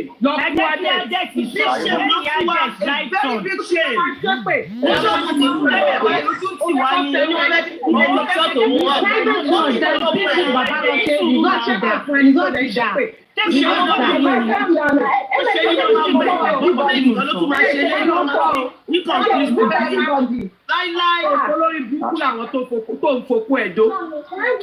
Mọ́mí jẹ́ ìjókè, mo máa drop èèyàn, máa drop any sùúrù, Adex talk, don't cause. After which Mommy Lighton will talk, Sammy will talk. Ẹ jẹ́ ṣe bá ti fún Karima láyè, let's listen to you now. And don't cause, mo gbọ́ lórí burúkú ni gbogbo yín, Adex, don't be doing that, you are a man. You cannot be doing that now. You can put your this outside there without causing people. It is not good. They are entitled to their opinion. Then if you want to say one or two things about it, let's hear from you. Olórí burúkú ni gbogbo yín kò make sense to say me. I do not mean like it. Adex, let's hear from you. Then Mommy Lighton will talk. Then Sammy Jojo will talk. Oh yeah. Adex. Ẹ má bínú pé mo pẹ́ gbọ́dọ̀ lóyún ló bí mẹ́jọ. Ẹ má bínú ẹ̀jẹ̀, I'm so sorry ya. Okay, you are welcome. Thank you. Àbínú àti mọ̀ nípa tọ̀yìn òdòmọ. Ọmọ mẹ́ta ni. Ẹ má wọlé, mo máa drop ẹni yẹn. mi láti ẹ máa lọ dàgbà sí. You need to control your anger, please. Ọkùnrin ni ẹ. Ẹ máa lọ ẹni tó bá sọ pé kíyàn má bínú. Ẹni tó bá sọ pé kíyàn má bínú. Tó bá bẹ̀bẹ̀ tó mọ nǹkan tí ò dání ẹ jẹ́ ká accept ẹ̀. Àkínníyàn ṣe èèyàn mélòó ló ń bẹ̀yàn ní bíbá ẹ̀? Kó dáná èwo ni àtọ̀wọ̀n ò dánmọ́. Ẹ sọ̀rọ̀ ọ̀yà Ades go ahead. Ó yẹ má bínú gbogbo yín. Mo ti parí ó ti tẹ́ ẹ má wọrí ẹ má bínú. Ọ̀yà láìtàn mo fẹ́ gbọ́ látẹ̀nu yín láìtàn ní tí ìsọ̀rọ̀ ẹ̀ jẹ́ kí láìtàn sọ̀rọ̀ kó clear. First of all, nǹkan tí kọ́kọ́ fẹ́ sọ ni pé ní mo gbé Liam ṣe pé mi ò gbé Liam ṣe pé o back to sender ni mo sọ o. Torí bí wọ́n ṣe ń di ẹ̀mí tó ń gbọ́ ọmọ tèmi náà ṣe pé mi ò ti torí ìyẹn mi ò ṣe pé fún Liam o. Mo ní ó ń wọṣọ mo ní Kàrímọ́ fún Liam láṣọ. Wèrè làwọn tó ń gbé ọmọ ṣépè wèrè ni wọ́n. Gbé ọmọ Kàrímọ́ ṣépè sí ọmọ pé back to sender lè ṣe wèrè ni wọ́n ìpè ń jà wọ́n láti lé. Lẹ́sìn máa máa gbá ọmọ yàn I don't care. Mi ò gbé ẹ̀yẹ́ má ṣe báwọn ṣe ṣe. Liam rí Mercy found me mi ò ever ṣépè fún Liam rí. Ìtí mo sọ lẹ́ni mo ní back to sender tó ń wọṣọ ọmọ yẹn tó ìwọ ohun mi tó dẹ̀ ń gbé ọmọ ẹ̀gbọ́n ẹ̀ ṣépè back to sender ló ń ṣe yẹn náà. Nǹkan tí mo sọ ojú yẹn lọ mi ò gbé Liam ṣépè mi lórí ẹ̀ bàjẹ́ mi ìdẹ̀ ló máa kú mi ìdẹ̀ ló máa rùn please mi ò sọ bẹ́ẹ̀. And second of all I trust our government mo na Lagos state government mo. Yeah, you can say that. Trust wọn mọ́ no more second chance life plan sọ yìí náà ẹ fún wa ní inconclusive whatever tẹ fún wa ta gbé lọ sí Pennsylvania tó bá rí bó ṣe dójú ti wà ń bẹ̀ result ta fún wọn báyìí bó ṣe ń write date and year ní Nàìjíríà la gbé débẹ̀ ó yàtọ̀ sí bó ṣe ń write ẹ̀ l'Amẹ́ríkà náà very big diṣẹ́ ó ṣèmú wà ń bẹ̀ yẹn jọ yẹn lọ́hùn táwọn wò pé kí la gbé wá yìí. Trust wọn mọ́. That's period. Trust wọn. And I will support it if you say you did not trust them, you know what. But nǹkan tẹ́mi kan fẹ́ sọ ni pé nígbà tá a ti gbé DNA lọ sí court, we should not expect that wọ́n máa jẹ́ kí individual lọ ṣe. Àwọn náà lọ máa ṣe láti ní ọ̀dọ̀ Oríyọmí tí ò kì í ṣe government, àwọn náà lọ máa ṣe. Nǹkan tẹ́mi wá expect kẹ́yìn máa sọ ni wípé torí wọ́n wá dàbí pé ìbànújẹ́ ni news tí wọ́n sọ lẹ́nu wọ́n rò pé ṣe bí kan tá a fẹ́ náà nìyẹn ṣé kán tún àjọ ẹ̀yìn sí next year they are coming for this ìkan tá a fẹ́ lèmi ló bẹ ẹni sọ èmi ò kọ́ pé ìkan tó yẹ ká máa wá clamor fún ni pé okay o ó ti sọ báyìí o this is what we want this is how we want it can it go this way kí bàbá lè believe sí bàbá ò trust wọn mo kàn dá sí ni bẹ́ẹ̀ yẹn o tani next person Sami so me na first trust one new people. Kọ́ máa ṣe ní láàbù èmi gan mi ìwà òkè pẹ̀lú kan tí mo sọ yẹn mo sọ fún yín rọ́nà wa. Mi ò wà òkè pẹ̀lú ẹ̀ I am not okay with it. Èmi gan sọ fún yín and for that fact alone if Baba party or anybody is asking pé àwọn fẹ́ wà more sure lórí ọ̀rọ̀ DNA èmi fi pé kò tí ì bad jù but the way a man as tó bá ṣe put ẹni kakọ má jẹ kó because the way some people are putting it ó ń ṣe bíi pé àwọn they were even disappointed pé gẹ́ẹ̀ yẹn sọ pé òun fẹ́ ṣe wọn ò fẹ́ kó gbọ́ pé wọ́n fẹ́ kó máa fà á lọ ó tó dà àbí. That is not true. Baba lawyer bẹ́ẹ̀ Wunmi lawyer jẹ́ ti gbọ́ nǹkan tí ẹ ti gbọ́ interview Wunmi lawyer lẹ́yìn. Mi ti gbọ́. Honest question about Baba. Wunmi lawyer said Baba ò ṣe ní ìgbà ṣó fẹ́ Baba fẹ́ tẹ́ nìyẹn. He said a whole lot today. Mo fẹ́ rest kan máa jáde ayé ẹ̀ máa bàjẹ́ sí mi lọ́wọ́. No, you don't need to do that. No, see, Karima, please let me say this publicly. Before you know it, let me say this to you publicly. Okay. I am not. We are in a talking time. I will just say this like to a sister. Let's not these people push you to be doing some certain things every now and then. MFM, no. No one is pushing me. Hold on. Let me finish now. I don't want it. Did I go for the lawyer first? I will say it. I still want to say it. Did I go for the lawyer first? I didn't go for the lawyer come for you. He called me jobless. He said Did the lawyer come for you? Okay. burúkú ní good news ṣó ti gbọ́ ó ní mi níṣẹ́ lamẹ́ríkà ó ní mo ṣe láti gather traffic he go and listen to it he came for me big time. The lawyer said they interviewed the lawyer they had the lawyer yes he come for am stop teaching please when you see something. For me, what? I did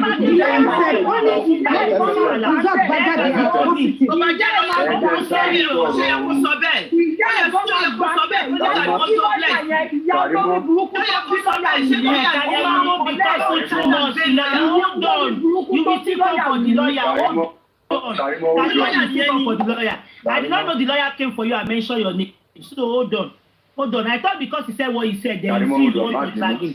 So lawyer bá ṣe kúrò bẹ́ẹ̀ yẹn náà wọ́n déwájú kóòtù kan máa búyàn láíláí ò lè gbọ́ yẹn lẹ́nu lọ́ọ̀yà bí báyìí ṣé lọ́ọ̀yà làwọn yẹn mi ò mọ̀ pé lọ́ọ̀yà yẹn sọ bẹ́ẹ̀ o. lọ́ọ̀yà bí kò máa sọ pé I don't want to say anything àbí kò sọ pé some things are better left untouched. wọ́n wá bẹ̀rẹ̀ sí ní sórí ọ̀rọ̀ orí burúkú parrot ni wọ́n á kọ̀ lẹ́tì lọ́wọ́ mi jẹ́ kí n rẹ́sì tán ìyá tó bí ẹ tí ò fi lé sí jọ ẹni.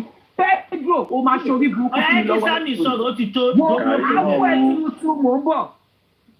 Èmi mọ̀ pé lọ́yà tún máa ń drag. Ẹ máa ṣe rí. Sam Jojo, a long time kí ló dé? Èmi mọ̀ pé lọ́yà máa ń drag èèyàn. Ẹ wo MFM, ẹ jẹ́ kọ́kọ́ bẹ̀rẹ̀ báyìí.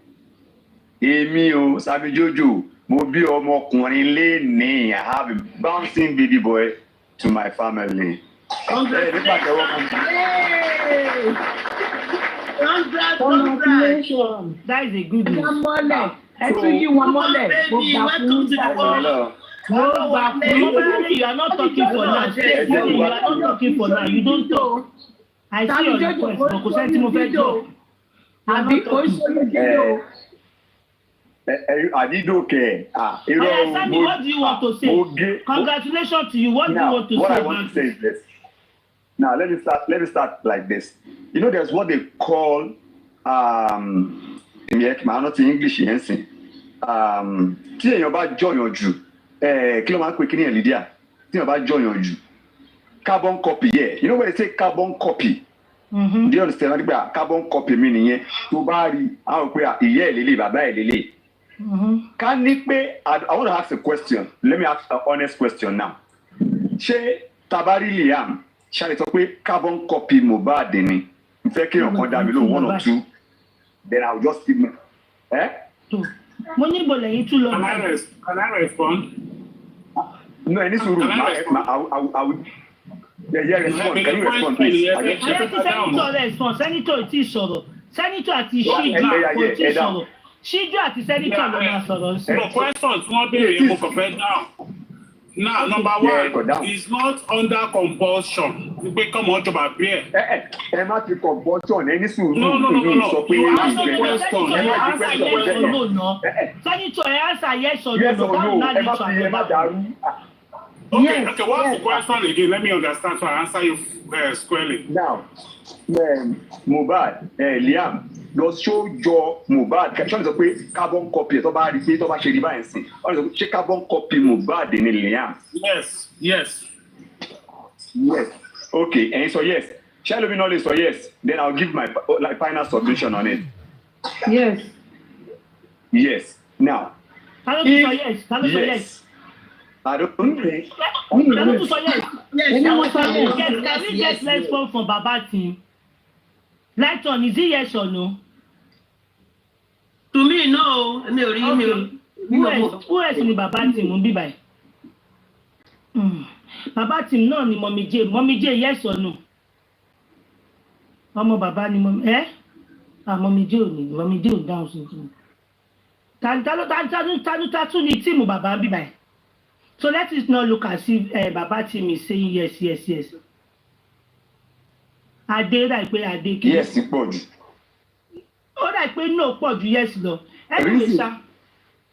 Ṣé comment section yìí? Okay, what do you now want to say? Moving forward, what do you want to say about that? Now, what I want to say is this. Now, why I ask that question is this. Ká ní pé ọmọ yẹn ó jọ bàbá ẹ̀ tán mo fi pọ̀ wọn kan tó ń sọ no. Nobody to talk for you, Omobola. You're not talking yet. Stay.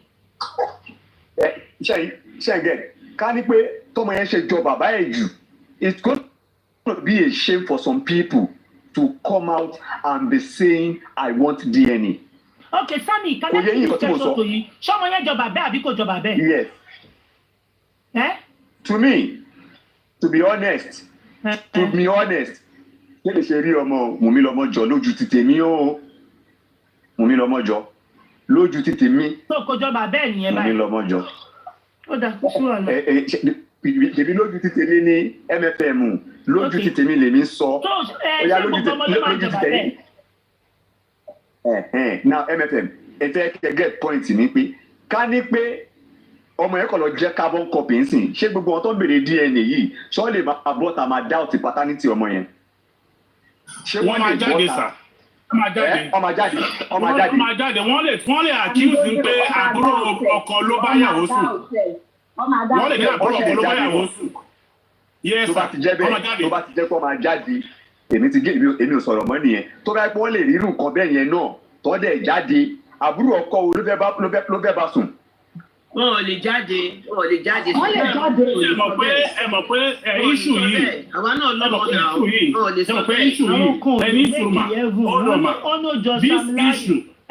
This issue, wọ́n ló jọ Sam Larry, wọ́n ló jọ ọba kan, wọ́n ló jọ kinní kan, wọ́n ló at some point, wọ́n ní pé lẹ́pà àdúrà gan ń ṣe kinní kan. So the thing is, once you have controversy over somebody and you don't even you are not satisfied with that person, you will bring any sentiment to drive your point. Senator, so that's just it. Senator, ṣe mọ̀ pé àwọn ọmọ kan wà tẹ́ ẹ bá rí wọn ò bí yín dákẹ́ sọ pé kọ́mọ yín lọ ṣe DNA ṣá, ṣe mọ̀ pé àwọn ọmọ bẹ́ẹ̀ wà. Bẹ́ẹ̀ni àwọn ọmọ bẹ́ẹ̀ yẹn tó bá wà tẹ́ bá ní issue pẹ̀lú family. Ọmọ mi obìnrin tó máa lọ sí ẹ̀ẹ́dẹ̀ pátá gbogbo yín. Ìgbà tọ́mọ mi dé bẹ́ẹ̀ mi ò gbọ́mọ yẹn lọ chọ́ọ̀chì mi rí o. Wọ́n wò báyìí wọ́n ní wọ́n lọ bá ọmọ láìtàn rẹ̀. Eléyìí náà tún lọ bá báwọn ṣe ń wọ ọmọdé ọmọ láìtàn níjọ́ tí mo lọ chọ́ọ̀chì wọ́n ní àwọn rọ́mọ yìí mo lẹ́ rọ́pà. Wọ́n ní bí ẹni pé kò sílẹ̀ ni. Wọ́n ní bí ẹni pé kò sílẹ̀ ni. Mọ̀bí láìtàn, wáyé tí mo ṣe ń sọ bẹ́ẹ̀ ni pé I have a son today, yeah? Tí bébì mi, first son mi ṣe rí ní bébì, náà ni àbúrò ẹ̀ ṣe rí. Tí tó ṣe rí ní bébì, and both of them look like me. Tó bá ṣe ti rí wọn bàbá ẹ̀ lélẹ̀. So mo ń sọ̀rọ̀ carbon copy yẹn. So ṣé èèyàn máa wá ní carbon copy? Ẹ fi gbọ́ nǹkan máa dá òtẹ̀ ṣá. Tí senator ṣe ń sọ mi ìfẹ́ agree pẹ̀lú ẹ pé kálọ̀ mọ́ ẹ lọ jẹ́ carbon copy ẹ fi pọ̀ wọn kó máa bọ́ta wọn máa think twice pé kò possible ni. Sir, there will still, once people are mischievous, if people are mischievous, no matter what you want to do, no matter how you want to prove it, they are still going to doubt in pé ọmọ yìí ó possible bóyá family bàbá ẹ̀ kọ́ ló bá sùn. People are mischievous when it comes to things like this. So when mischievousness comes in, you can't doubt people ability to go extreme. That's one thing that is crazy. Okay, now tọ́ba náà fẹ́ ṣe DNA nsìn. Are you aware that tọ́ba ṣe DNA tó ń sìn? Tọ́ba confirm or not confirm, people will still doubt. Even if it is straightforward and the process is right, people will still drag it to the end, eternity. So some people are just mischievous. Let's just agree about that. And that's just the fact. Senator, ṣẹ́rí kan tèmi ní ìfẹ́ agree pé kò possible pé kálọ́mọ yẹn lọ jẹ́ carbon copy káwọn kan wá lórí láyà. Ẹni tó fẹ́ dá ọ̀tẹ̀ ẹ̀gbọ́n máa rò kó tó dá ọ̀tẹ̀ náà. Àwọn tí wọ́n ti yí ìgbàdúrà wọ́n ṣe ní sọ́kàdúrà báwo lè sùn. Okay, sir, ṣé Mohbad jọ bàbá Mohbad? Ó sọ sí mi lẹ́nu ìlú sí. Mohbad ìjọba ṣe ojú bàbá Mohbad ni Mohbad méjì báyìí. Ẹ kàn dá question yẹn lọ, ṣé Mohbad ìjọba Mohbad? Ẹ dá question yẹn. Mohbad ìjọba bẹ́ẹ̀. Okay, good. Now let me now respond. Ṣé ìyá Mohbad ò sọ pé bàbá Mohbad kan ló ní Mohbad? Ṣé wọ́n sọ? Ìjà lórí ìdòwe ṣe bí tó lórí ìdòwe. Ìkọ́ ká sọ náà nìyẹn. That's the same thing we are saying. People are mischievous. People come out of bed, they will still be mischievous. kàn fẹ́nu sọ ni. Ó kàn fẹ́nu sọ the same thing náà ẹni náà ẹni tó fi fẹ́ ẹni máa fi sọ ti ọmọ tó jọ bẹ́ẹ̀ náà. Nígbà tí Mohbad jọ bàbá ẹ̀ tẹ sọ́nsìn, ìyá tó bí gangan sọ pé bàbá ẹ̀ kọ́ ló bí. Ìyá tó bí nìyẹn o. Ìyẹn ọ̀rọ̀ ẹnu nìyẹn. So ẹ ti get the point tí mò ń sọ ní pé. DNA pẹ̀lú Mohbad. Okay, then Baba you have to go and do DNA to prove that Mohbad is his son rightly. Bàbá ti ní rìsọ́ọ̀tì ẹ̀ dání. Bàbá ní rìsọ́ọ̀tì Mohbad. Bàbá wo ló ṣe DNA pẹ̀lú Mohbad? Ó ti ṣe bàbá ní rìsọ́ọ̀tì. Ẹ kó gbé jáde káàrin náà. Ó ti ṣe náà, bàbá Mohbad ti ṣe. Ẹ bá bèrè àwọn jáde. That's what I'm saying. People are mischievous. Even when something is glaring, they'll be serious about it. Mọ́mí Láìtọ́n, èmi ò believe pé bàbá Mohbad lè ní DNA lọ́wọ́. Bàbá ti ṣe. Mi ò believe pé bàbá ti ṣe DNA. Bàbá ti ṣe DNA pẹ̀lú Mohbad. Ibo ló ti gba sáàpù ọmọ yẹn? Ibo ló ti gba sáàpù ọmọ yẹn tó fi ṣe pé DNA? Bàbá ti ṣe DNA. Bàbá ti ṣe sẹ́sẹ̀ lójú bàbá ti ṣe bàbá ní lọ́wọ́ tó tọ́. Kò pẹ́ tí ìyá Mohbad sọ̀rọ̀ yẹn ni bàbá ti lọ ṣe. Ó ti ṣe ń gbà yẹn. Tí bàbá bá ṣe DNA, bàbá bá gbé jáde, bàbá tá a mọ̀ ni. Bàbá máa gbé jáde, bàbá ò ṣe DNA kankan. Ẹ̀yin wo ni bàbá fẹ́ gbé jáde fún? Tó bá dé stage tán náà ni bàbá máa mú jáde. Tí bàbá fẹ́ lẹ̀ mọ́ bọ́ọ̀dù. Okay, moving forward nísìn. Ẹ ti bàbá ní DNA Mohbad lọ́wọ́. MFM kò fẹ́ make point mi ká tó kí tó. Okay, make point yẹn kí senator make point. I call everyone. Now, my point is this: when we are doubting a process or probably an institution, I don't think there is need for us to go to that institution for justice. Number one, the government trust government, and you don't trust whatever comes from them. Then it is of no use going to that same government and filing a case through that same government to get justice. If number one, no issue DNA as it's being done, once a DNA case goes to the courts, once about the lawsuit court, it is the court that will conduct DNA, not any party. Want any for any party like lawsuit. If you now want to do that, then definitely you are going to now file a case against the judgment of that court that you want to also be a party to do that DNA. Then that case might go up to Supreme Court. Because once about the big case in lawsuit court, and so from court in book about that Josie Kenny, about number one, I am doubting this girl. This girl is also doubting me. So who is now an umpire or who is now a middleman? It is a middleman that will not decide the case. So in this case, it is the court that will now go and conduct an independent DNA to prove the paternity of that child. So the outcome, it is now the outcome that will be challenged if there's anything. But people are already doubting the outcome. Then it throws some level of probably suspicion. That's important. Hold on, ma. So once you are already doubting a process, that have not even commenced, you already hold on, Mabini. Thank you. Yeah, yes, thank you. Once you're already doubting a process, till commence, then of what use did you not even, when you already know that, okay, well, it won't shila koko, that's the toxicology and autopsy. It was inconclusive and you don't even believe the process. There is of no use. Baba should have withdrawn the case in the court because already court lomashi. Or but he withdraw a case in any court. Come on, allow the court. But for me, I think we should be patient with the court. Let the court go ahead and do whatever they need to do. Till result Baba Jade. Okay, now if result come out negative and say Baba Kolo Lomo, are we going to say we are going to say no? People believe in court in Eshi. So I think we should all of us we should throw our sentiment away. Allow the court to finish the process. So outcome, Toba Mahashi, Eliwa contest it. Women might contest it, Baba might contest it, depending on who the result favor. So they can need to rule, kick out the shake, cut off shake. Because once you start doubting the process, our best attack the process here, to want to commence here. What if it now comes negative? Are we going to say, oh, okay, I believe well. Tabawa change ẹnu, ó mean pé our bias from the onset pé nǹkan tí ò bá favour wa, ní follow. Nǹkan tó bá favour wa, la máa gbà. So that's just my own for now. Thank you, everyone. Ẹ káàsán o, ẹ kú ìrọ̀lẹ́ o, gbogbo àsìkò tá a bá wà. Nǹkan tẹ́mi kàn rí nínú ọ̀rọ̀ tó wà nílẹ̀ kò ní ìdí ìjà. Ọlọ́run tó bá ṣẹ̀yìn débi tó dé á parẹ́. Irú DNA gan ṣáà mọ̀ kó lè possible ni. Ṣebí wọ́n ti fà á kékọ́rí tẹ́lẹ̀ pé wọ́n à ní ṣe. Bẹ̀gbà tọ́lọ́run mọ̀ wípé ó dójú iṣẹ́, ó fàyè ẹ̀ lẹ̀. So nǹkan tẹ́mi kàn rí bẹ́ẹ̀ ni pé tán bá jẹ́ nǹkan tó yẹ pé kò ní mọ̀gòmọ́gó tí ò ní anything tán fẹ́ ṣe tí ò sí hidden something.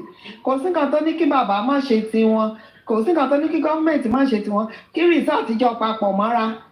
Wọ́n mú rìsọ́ọ̀tì wá kí bàbá mú rìsọ́ọ̀tì tiẹ̀ kó tálì. Ìyẹn lápá kan, lápá kejì dẹ̀ ní tí kì í ṣe pé wọ́n bá ṣe tán sìn náà ṣe máa ní àgbà rìsọ́ọ̀tì kan o, wọ́n fẹ́ lọ ṣe tiwọn. Tó bá jẹ́ pé nǹkan tó fẹ́ ṣe látọjọ́ yìí kò sí nǹkan tó ń disturb wọn tí ò ní ká ṣe látọjọ́. Èmi believe tèmi ni pé àsìkò tó ń rí i pé bóyá opportunity wà láti ṣe mọ̀gòmọ́gó náà ṣe gbé síta. Tí ò bá dẹ̀ síbẹ̀ kò sí nǹkan tó jẹ́ kó bá dì í bẹ̀. Ní kí òkè o, a fẹ́ ṣe lọ́nà méjì ni a fẹ́ ṣe lọ́nà mẹ́ta. Ó yá ẹ̀yin bàbá sáfùré ẹ lọ ṣe tiyín níbi tó mú yín. Àdáwọn ọgbà bẹ́ẹ̀ ni nǹkan táwọn ágìw lé lórí ni ó ní nǹkan táwọn bá mú wá náà ní kí bàbá. Nǹkan tí mò ń sọ náà nìyẹn pé tí ò bá ní pé nǹkan tó yẹ pé wọ́n ti pílánì láti ṣe kí ló dé táwọn sọ pé wọ́n gbà bẹ́ẹ̀ kan ṣe bẹ́ẹ̀. Tó ti ní processing sílẹ̀ fún mi. Ìyá máa lọ sọ́dọ̀ àwọn làtijọ́. Kí lẹ wí?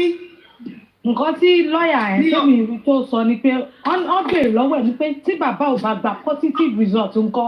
Ó dẹ̀ ní bí mi ò rí látàárọ̀.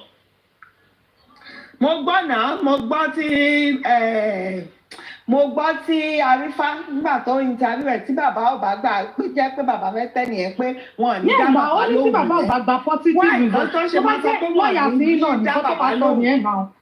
Ẹ jẹ́ ká ro ọ̀rọ̀ yìí tó ṣe lọ́jọ́ kìíní àná inconclusive. Wọ́n ní láìsọ̀. Ẹ̀jẹ̀ ní pé lè yẹ mu wá ìpè tó bá ti jẹ́ bẹ́ẹ̀ wọ́n gbúdọ̀ gbà bẹ́ẹ̀. Kí la fẹ́ gangan? Nǹkan tá a fẹ́ gangan ni pé ó yẹ kí bá ṣe fẹ́ ṣe tiwọn yẹn kí bàbá náà ṣe tiẹ̀. Tàló ṣe kọ́ọ̀tù ẹ má bínú mo fẹ́ understand nǹkan tó ń sọ lẹ́nu ṣé wọ́n sọ pé bàbá ní right láti demand fún DNA ni. Wọ́n sọ wípé rìsọ́ọ̀tì tó bá ti mú wá ni bàbá gbúdọ̀ gbà. No, mo fẹ́ béèrè pé ṣé kóòtù ló give order yẹn lẹ́ni mo fẹ́ understand. Lọ́ọ̀yà ló oh okay lọ́ọ̀yà okay meaning pé Wùmí ló agree pé òun fẹ́ lọ ṣe é sìn is that what you are saying? Nǹkan kan sọ ni pé Wùmí sọ pé òun máa lọ ṣe DNA sí i.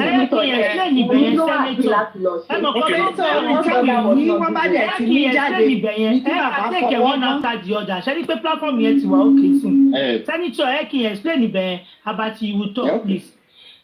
Wùmí agree pé òun fẹ́ lọ ṣe without court order. Pé òun fẹ́ lọ ṣe pé kọ́ má tiẹ̀ prolong anything mọ́. Wọ́n ní wọ́n pè lórí fídíò kọ̀ pé òun fẹ́ lọ ṣe. Now wọ́n wá ní nínú interview lénìí Arífá béèrè lọ́wọ́ lọ́ọ̀yà pé ok tí result bá jáde tí bàbá ò bá gbà ńkọ́. Wọ́n wá ní lọ́ọ̀yà wá sọ pé bàbá fẹ́ tẹ́ nìyẹn. Pé bàbá fẹ́ tẹ́ nìyẹn tí bàbá ò bá gba result. So nǹkan tó wá bí àwọn èèyàn nínú ni wípé kí ló dé tó ṣe máa accept kí bàbá gba result àti pé ó tẹ́ wọn lọ́rùn àti pé kò tẹ́ wọn lọ́rùn. Now wọ́n wá sọ pé bí a kí wọ́n jẹ́ kí bàbá lọ ṣe ṣé ẹ feel pé wọ́n máa jẹ́ kí bàbá lọ ṣe títí wọn after tí gọ́ọ̀mẹ̀ntì bá ṣe títí wọn because ẹ kì í sọ fún yín we all know that tó bá ti gbé ọ̀rọ̀ DNA lọ báyìí the both party kan ló máa ṣe ẹni tí wọ́n lọ bá ló máa ṣe even Oríyọmí tí ò kì í ṣe government but nítorí pé the case of this Liam yìí ó ti lọ worldwide àbí kankan maybe probably they should allow the family of Baba Mohbad to go and do their own or if possible bí àbí wọ́n dẹ̀ máa ṣe ní live kó máa ṣe ẹ fi pé ó máa possible báwo ni wọ́n ṣe lè tu ọ̀rọ̀ yìí tá a máa kúrò lórí ẹ̀ because sincerely I was expecting people to be happy that at least the DNA whatever ó ti kúrò bẹ́ẹ̀ àti move ahead but ibi táwa tí wàá já sílẹ̀ nípa ẹ̀sìn ó yà mí lẹ́nu so sí jẹ́ rí option tó ń gbélé yẹn náà ni wàhálà tó wà ń bẹ̀ option tó ń gbélé yẹn náà ni wàhálà tó wà ń bẹ̀ at least wọ́n ti mọ̀ pé DNA yìí problem ni látọjọ́ ẹ̀ ìgbà kan wá agree pé okay o wọ́n fẹ́ kàn ṣe kò yẹ kó jẹ́rú option yẹn náà máa mú fún bàbá. option wo nìyẹn wọ́n mọ̀. fi sọ wípé tán bá ti ṣe pé wọ́n ló máa ṣe pé tán bá dẹ̀ ti ṣe ní resort tó bá ti mú wá ní kí bàbá fọwọ́ mọ́ pé bàbá ò ní right àti ṣe ti tiẹ̀. mọ́mí ẹ má bínú ṣé ẹ̀rọ bí apá máa ní pé bàbá lọ ṣe káwọn káwọ́ gbé àná. no ó yẹ kí bàbá ṣe káwọn náà ṣe. MFM. at least á dá wọn lójú á dá bàbá lójú. Number one. Nǹkan tí lọ́ọ̀yà yẹn sọ is a very careless statement and èmi náà sọ mo ní pé lọ́ọ̀yà yẹn sọ bẹ́ẹ̀ lóòótọ́ o. I don't máa gbọ́ lọ́ọ̀yà yẹn ò sọ bẹ́ẹ̀ lọ́ọ̀yà yẹn ò sọ anything kò sọ anything number one, tó bá pé lọ́ọ̀yà yẹn sọ ó make irú statement bẹ́ẹ̀ that's a very careless statement and it's unprofessional of a lawyer to even go with anyone. Either for or against. What you are just to say is to either to keep mute and say no comment, or you just address the issue that has been raised. And lawyers saying that Baba Mafete or probably is another careless statement again from any lawyer. If I were Baba Mohbad lawyer or probably the other side lawyer, I'm going to write to the NBA to probably sanction the lawyer for that careless statement. However, we still, for Mumi to have agreed to do it and not prolong the matter, I think she needs a plus. She needs a kudos. That, okay, matter is own fellow, and drag it. We can keep dragging it eternity. Because even Toba agree, because Toba Longba, I lost happy. Supreme. That might take us 3 or 4 years. So for her to have agreed that, okay, I'm going to do it for matters to lay to rest, I think we should give her that kudos. Now, to Baba Sheton, result to Baba Tewa Lorun, then Baba can now go to court and say, sorry, this result won't be why could tell me Lorun. The court can as well grant him that request. Based on the fact that Batewo toxicology to watch it, not only could come along, she back para lost the corona inquest. Corona because OS will grant one request one. So let's wait for me to do his own, either positive or negative. Whatever, okay, what if it comes out negative? Is Baba going to contest it? I'm very much sure he's not going to contest it. I mean, believe so for him to like say, okay, I want to doubt what is coming out. Let him wait. And once he let him finish. Let him finish. Senator, you don't understand anything when they stop at all. Number one. Senator, finish. Okay, am I being nothing I understand? Maybe you will get me through. So what I'm just saying in essence is that everyone should wait for Wunmi has agreed to do. Let us wait for our result. Probably 2 weeks. So after 2 weeks, so something positive, Baba can contest that positivity. Toba negative, Baba not still contest, no. People will agree with negative. So to me, let's wait for the result before we contest any outcome. I contest the process, but I contest process, but I contest outcome. So that's just my own view. Okay, let me talk.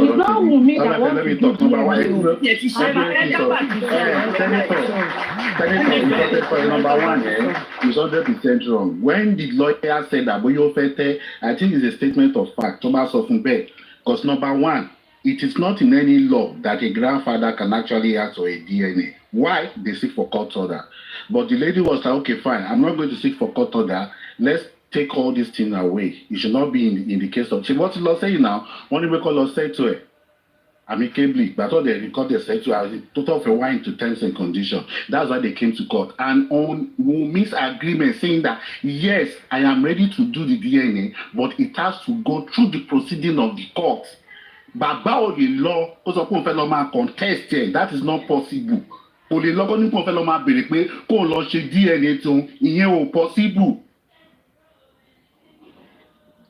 I want to understand one thing about it. Are you saying that in is it out of court settlement?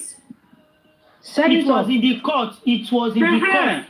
Senator, it's not Wunmi that wants to do this DNA.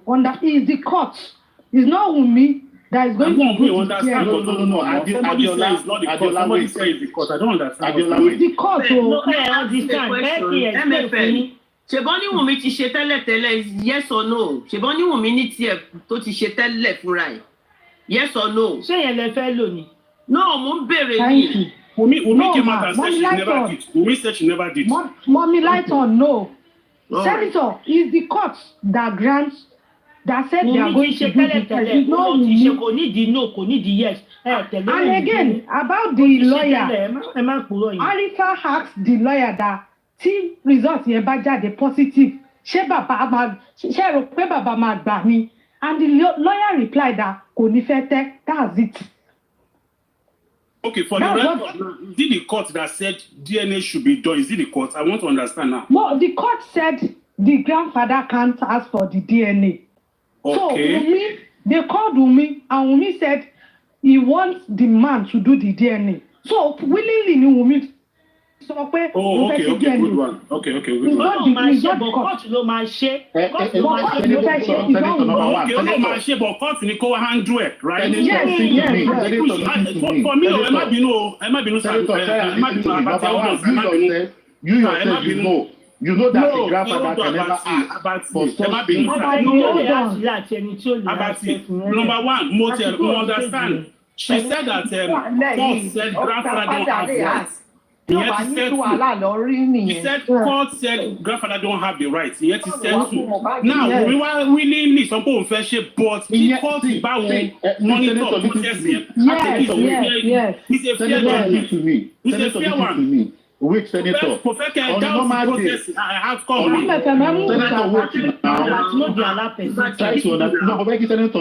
Senator, you know that, okay, fine. On the normal process, grant possible. A court cannot just, a law cannot just be changed. They said the court said grandfather don't have the, no, but you didn't get what they said. They said court said grandfather don't have rights. Yes. But that Wunmi on our own, we now said, it was me and my own that was saying that yes, and the lawyer were like they are going to agree to that, and she wanted to be done through the court process. We are saying the same thing. We are saying the same thing. No, get continue on sorry. Tap and follow the page. Challenge anything. Abati, you are the one that is not understanding what Senator is saying. And you don't understand so only the explanation, that's it. Court that's what you need to clarify him on that. Another thing. Okay, you're not notice like the explanation. Please, we can't see allow hold on Abati. Hold on. We did see allow Baba to we did give him some cement to go and do his own. MFM, after the result. Ní sùúrù. Ẹ kì í sọ fún yín, ẹ má ẹ̀ka tanra wa. Níbi tọ́rọ̀ dé yìí, you and I know that tó bá jáde sí negative ni bàbá àtàwọn èèyàn wọn máa gbà. Ẹ gbà bí mo ṣe sọ fún yín. But tó bá jáde sí positive, wọn ò lè gbà láyé. Ẹ má jẹ́ ká máa tanra wa. So and I think at this point, ọ̀rọ̀ kéésì Mohbad àti Liam àti Wunmi is not more only tó bá ní kó máa handle le ordinarily but she handle every other one kò lè sí sinmi. I think exception should be on this. Ṣé wọ́n máa fún bàbá ní sample kó lọ ṣe títí wọn àbí wọ́n máa ṣe ní live? Otherwise ẹ má yẹ kí adé yìí.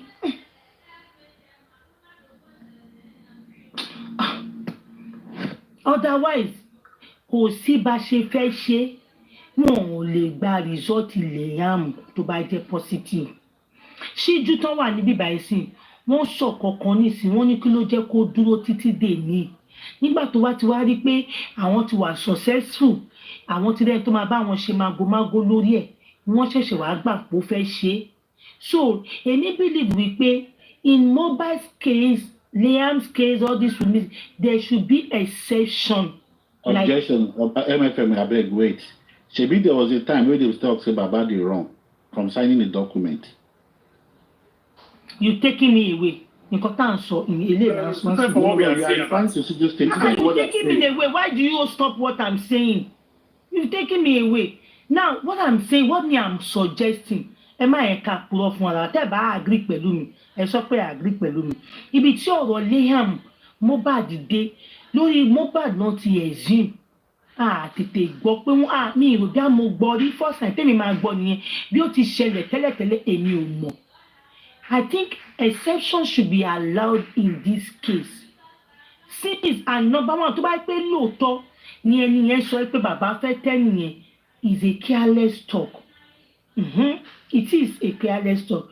Okay, tó bá ní kíní kan bàbá okay moving forward then a máa mọ̀ kọ́ta máa ṣe tá a bá get to the bridge we know how to cross it nǹkan tẹ́ máa sọ nìyẹn. You understand? But pé I believe pé pẹ̀lú bí bàbá ṣe ti ṣe káàkiri tán ṣe ti fà ọ̀rọ̀ DNA yìí kọ́ wá délé tó kọ́ wá gbélé wọn lọ́wọ́ considering the fact that autopsy àti toxicology wọn ò believe ẹ̀ wọ́n ti lọ ṣe títí wọn tó fi lè lọ ná àdúró owó yẹn láti lọ ṣe autopsy àti toxicology torí pé wọn ò believe ẹ̀. Why on earth did you think they would not want to doubt Liam's paternity? But màá wá tún tẹ̀lé senator ni pé ṣe jẹ́ kí wọ́n ṣe é tán now tí ó bá wá jáde sí negative ẹ dúró náà a mọ̀ pé negative positive kan ló ń pè but just to make it clear la ṣe ń pè ní negative positive tó bá wá jáde sí negative tẹ bá sọ pé mo ti gbà ní ìsìn ṣe rò bí àwọn Wùnmí náà ní báyìí fà why ta ṣe automatically believe pé nǹkan tó máa jáde nǹkan tó máa support Wùnmí ni why ta ṣe ní sùúrù káwo bí tó máa já sí kẹwàá kan but tẹ́ bá dẹ̀ wá fẹ́ ní sùúrù I will suggest and I will hope pé tó bá possible tí gọ́ọ̀mẹ̀ntì bá ṣe títí wọn wọ́n jẹ́ kí bàbá Liam bàbá Mohbad náà ṣe títí ẹ̀ tó bá dẹ̀ wá possible tó bá máa allow exception lórí kéèsì yìí ṣé wọ́n lè ṣe ní public kí gbogbo ayé kúkú máa wá ṣe fídíò báyìí ká ní stand by ká gbogbo wa máa wò báyìí kí àwọn doctors dúró ká máa wo performances ẹ̀ so that eléyìí ò ní lọ ṣe wá eléyìí ò ní lọ ṣe wá. Okay, MFN Katri mo fẹ́ sọ eléyìí kò sí court tó máa allow bàbá Mohbad kó lọ ṣe DNA mi ìpínlẹ̀ tí court bá ti gbé wá kò sí wọn ò lè gbà láyé kó lọ ṣe DNA mi ìyẹn 100% ìyẹn ti dúró. That is right mo sọ pé a lè allow exception lórí ọ̀rọ̀ ilé. In as much as wọ́n allow kí bàbá lọ ṣe autopsy tiwọn àti toxicology tiwọn kí ló dé tí wọ́n ṣe gbà tí ilé àmúbẹ̀ lórí wọn ò ní gbà. Ìyẹn yàtọ̀ number one ìyẹn yàtọ̀ people ìyẹn like it's under the law normally o lè lọ ṣe toxicology àbí kìíní but nǹkan tó ti lè mú ẹni ìyá ọmọ òun ló ní consent pé yes èmi gbà mo fẹ́ lọ ṣe DNA nsìn òun gbà pé òun fẹ́ lọ ṣe DNA nsìn no be say anybody dey force am àbí kọ̀ọ̀kan bẹ́ẹ̀ they were suppressing her to go and do it but willingly on her own wọ́n sọ pé òun fẹ́ lọ ṣe DNA nsìn and she wants to be done through the court process ẹ wá ní pé ẹ̀ tó bá gbé still court bá gbé result wá kí bàbá òun bá lọ máa challenge. Okay, in the case like this what do you advise in a case like this kí lè advise kí peace fi lè wà. Nǹkan tí èmi lè advise ni pé after the court tí ó bá jáde negative kí court tap please and follow this new page. Kí court grant àwọn tí Omowummi kan lọ ṣe another DNA and tí ó bá jáde positive kí court allow bàbá Mohbad náà kó lọ ṣe tiẹ̀ náà. Ẹ mọ̀ DNA yìí wọ́n lè manipulate ta ló fẹ́ kí I'm a lab scientist also ta ló fẹ́ kí lab ẹ̀ ta ló fẹ́ kó jóná ibi tó jẹ́ pé Nàìjíríà gbédè yìí. Tó bá jẹ́ Nàìjíríà wọ́n lè manipulate ẹ̀ wọ́n sọ pé wọ́n lè. Wọ́n bá manipulate ẹ̀ o ní fẹ́jẹ̀ kí lab ẹ̀rọ níbi kí Nàìjíríà wà. Nàìjíríà ló máa pè. Wọ́n máa burn down lab yẹn ni kí lẹ̀ ń sọ mọ́mì. Kí lẹ̀ ń sọ. Okay, somebody said we don't care about peace. The court result is the final. Why are you saying this? I care about peace. And what if the court result doesn't favor Wunmi? Would you be still saying the same thing? MFM, you know understand. Be on the same page. Listen, wait, MFM. Ó favor Wunmi, kò favor Wunmi. Whatever the court bá ti gbé wá, ìyẹn gangan labẹ́gẹ́, ìyẹn gangan ní 100%. Ìkan tí court bá ti gbé wá, that is the reason. Nílá àmọ̀ tó ti wà ẹ lọ bèrè lọ́wọ́ Nigeria government kan tó wà lọ́dà court. Tebasi in doubt the court, then what exactly do we want? Because Kosiba Defense Court, no.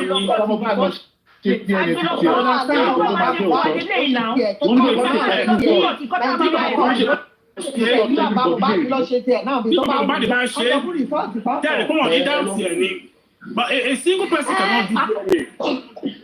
Once the matter is in the court, and number one, number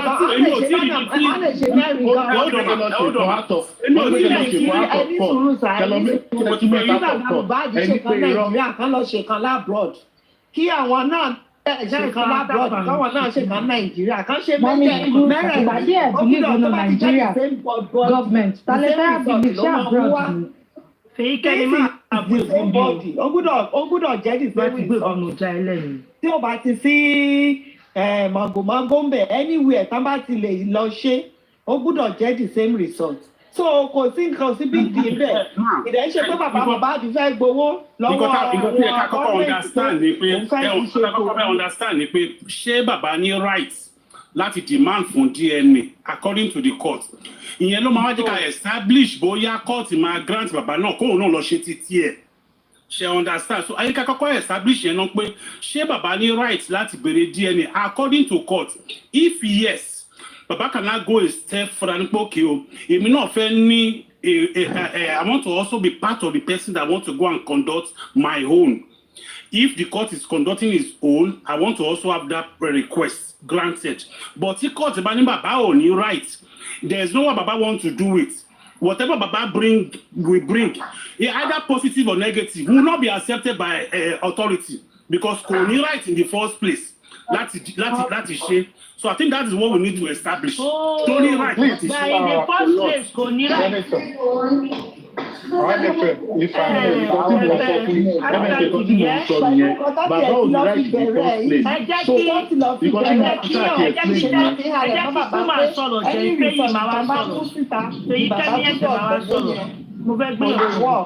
ẹ jẹ́ kí Kuma sọ̀rọ̀ dẹ̀ fi Kẹ́mi máa sọ̀rọ̀. African TV, do you want to talk? Do you want to say something about this? According to law, and what is the law? Please, I thought you said Sakuma. Yeah, you know Sakuma no ni Sakuma de. Please, with all due respect to everybody, and especially to Yami, I will commend Abati, Senator and MFM. There is a difference in autopsy results.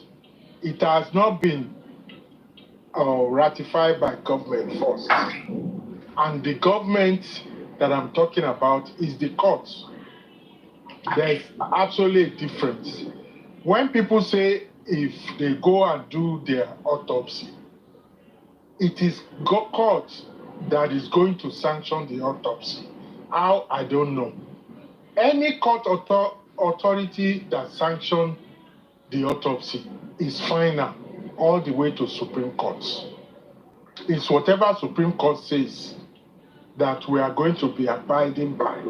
So that is why when you are saying that you don't accept them because their autopsy is inconclusive, you need to differentiate. Even if it is not the court, the magistrate court is still listening to the autopsy. The government, the civils, the executive government hired a private site to do inspection. Baba have gone to do his own inspection. They will come to final conclusion on that. But in this DNA case, Baba went to court. That is why I'm commending Party and Senator. Court decision on the DNA is final. And reason Timothy apologized on both sides is after the court's final decision, all the way to Supreme Court. Ẹni tó bá fẹ́ fòṣọlẹ̀ àfòṣọlẹ̀, ẹni tó bá fẹ́ kó á kú. So the case is with the courts.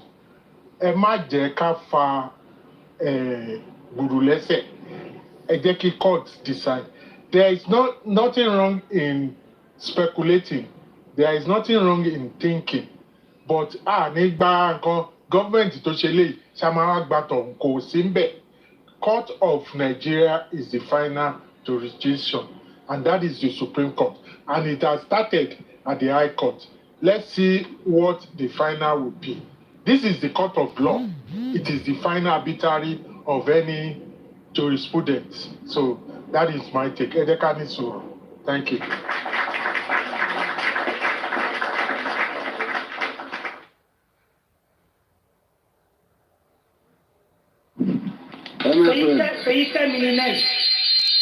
Mo dá ẹ lóhùn màmá. Mo wá fẹ́ correct pressure kan, mi ò ń búyàn o. Mi ò ń búyàn, mi ò lè máa ṣe bí ọmọ kéékèèké. Àwọn ọmọ kéékèèké ló máa ń búyàn o. The pressure ni mo kọ́ fẹ́ correct nìyẹn. Everybody ti sọ̀rọ̀, especially bàbá tó ṣe sọ̀rọ̀ tán yà àti àbàtì. I think ṣé ẹ̀ ń gbọ́ mi MFM? Hello? MFM? Ṣé network mi dá sá? Hello? Yeah, I hear you. Can you Let's talk everybody. Yeah. Ibi tí a point ṣe rí nǹkan tí Wùnmí àti lọ́ọ̀yà ẹ̀ ṣe lé nìyí. Ó ṣe kinní láti wò dáadáa. Mo ti gbọ́gùn rẹ̀ sí lórí platform kankan lórí York kí tó dé bíbáyìí. Because if anybody is talking, ẹ jẹ́ ká máa wo side of law. Ibi tá a bá mọ̀ MFM lo English kan fún wa ń sè pé exceptional, which is very okay pé tó bá fẹ́ sọ pé nǹkan kan kó wà exceptional, but nobody tó ní right ju Wùnmí lórí DNA, ẹni tó tún ní right lórí DNA òun ló ti kú yẹn.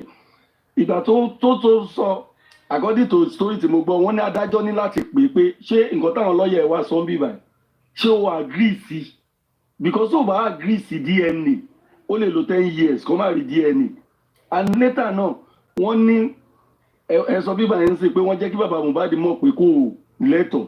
You know why tí wọ́n fi base kíní wọn bẹ́ẹ̀ ni pé president in a case court ó matter, because ìkan tí mo máa ń bá àwọn èèyàn sọ tẹ́lẹ̀ ni pé if tó bá ti gbà pé kí bàbá Mohbad kó ní àṣẹ láti béèrè fún DNA, gbogbo grandfather, gbogbo grandmother, gbogbo grandbrother, every brother, sister brother mama wá fún pé a fẹ́ béèrè DNA brother àwọn, DNA ìyàwó àwọn, nǹkan tí kóòtù ṣe ní grant ẹ̀ nìyẹn. And level tó wà yìí Wùnmí ti ṣe smart kí ni pé okay èmi ni mo accept pé ká ṣe DNA yìí without court order. Ẹ jẹ́ ká order line yẹn. Tí court order bá wà bàbá lè gbé ìgbésẹ̀ pé èyí tó ṣe fún mi ò gbà. Eléyìí yàtọ̀ sí autopsy. This is child right one bed, child protection one bed. There is àwọn law to guide the DNA. Òun ni gbogbo nǹkan tó bóyá ti sọ pé owó wà lo court order mọ́, I want to do it and kí court kó supervise. That means kó ti fún power of Anthony ẹ̀ tó ní as a woman being, as a tó máa secure Liam, ó ti gbélé Lagos State àbí federal lọ́wọ́ nìyẹn pé nǹkan tẹ́ bá ti ṣe òun ni final. Bàbá máa sọ pé nǹkan tó ṣe yẹn òun fẹ́ contest, wọ́n máa padà sí lórí pé nǹkan tó kọ́kọ́ sọ fún yín ní tẹ́lẹ̀ pé ní right láti contest kìíní, but because of the lady sọ pé òun fẹ́ ṣe kìíní làwọn akọ́tù kan ṣe allow pé kó ṣe. Gbogbo ọ̀rọ̀ tá à ń sọ gbogbo ẹ̀ náà ló ní meaning. That is why mo fi kọ́ òun sókè ní pé exceptional tó sọ yẹn, if they should use exceptional for Wùnmí case, ọlọ́mọ ẹ̀ka ní problem Nàìjíríà tẹ́ni méjì bá bára wọn jọba ẹ̀ ń gba kóòtù lọ nìyẹn pé ṣèbí ó máa sáìtì ẹ̀ ní alọ́ba fásitì Wùnmí 2024 ó máa sáìtì ẹ̀ ní that is president president àwọn lọ́ọ̀yà wọ́n máa ń wo nǹkan tó mú lọ́ọ̀yà Wùnmí tó fi ń sọ látijọ́ yìí pé wọn ò lè gba DNA. He knows, everybody knows the law. Even èmi gan tí mi ò kàwé tó wọn gan mo ti lọ go through ọ̀rọ̀ DNA àgbáyé, mo wá ní full confidence lórí ẹ̀ pé ó ní bó ṣe lè ṣe tí ó bá jọwọ́ ẹ̀ lẹ̀ willingly lẹ́ni kò sí ẹni náà. Wọ́n máa lọ́wọ́ máa bọ̀ ni á sọ pé ọmọ òun ò ready, ọmọ òun tó bá sọ pé ọmọ òun ò lè àtẹ́ǹsẹ̀ ni wọn ò lè gé nǹkan lára ọmọ òun, medical ọmọ òun ò gbà. He will surely win, but bó ṣe wá release ẹ̀ pé kọ́ ṣe ń sìn whatever tó ní kálukú máa ṣe is either kí ẹ̀kọ́ wà watchful pẹ̀lú ra yín pé okay o nǹkan báyìí náà mú and it's true, but anything tí state bá ti sọ lórí ọ̀rọ̀ yìí ò ní final. Ẹ ṣé, thank you MFM for the time.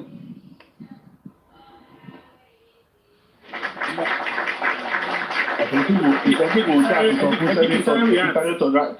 Okay. For understand. Okay, now, no, but you see, I understand whatever you are saying. Now, the Lori exception, I don't think there's no law unless the only time to one share exception in Nigeria history was a law of necessity tí wọ́n pass nígbà tí Yar'Adua kú tí pé tí wọ́n fi sáré fi Jonathan ṣe president yeah, but in the whole law there's nothing like exception because once you grant an exception everybody will hide under that exception to start manipulating that law that goes against it.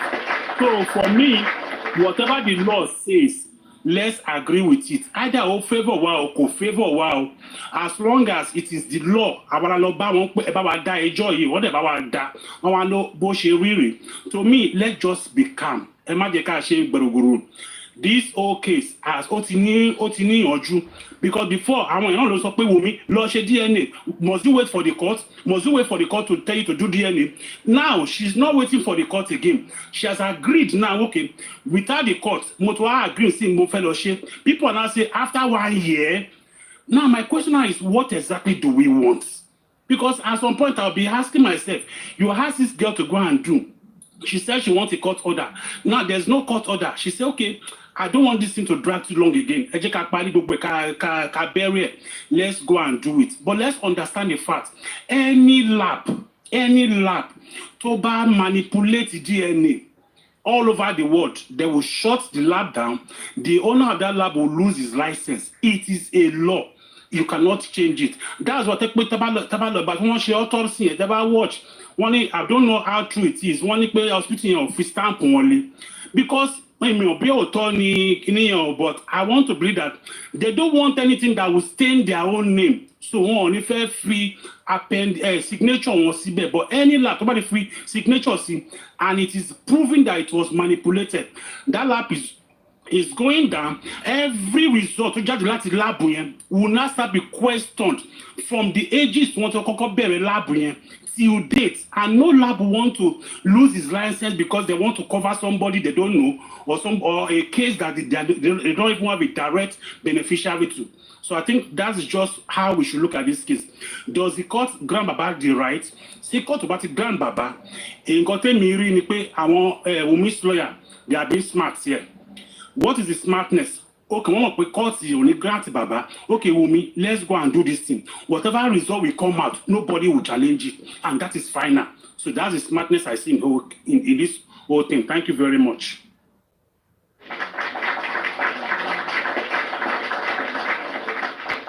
No, Senator, the only thing Timori ni there won't be dragging, there will be collusive dragging, go back and forth, get caught on that, Baba has the right, blah, blah, blah, blah, all that. Because if that keeps going, it's going to like Omalo for years, Omalo for months. And that girl, in her own wisdom, I love her, 24-year-old girl, totally ronu and can't they find 1 or 2, 3 input, and she can come out like that. Man, she's so wise. And I'm very sure I'm more me to come out LGBT but anyway, I'll give her a big kudos, even agreeing to that no, without the court order, let me just do this thing and through the court process. So Baba Mohbad, get ready.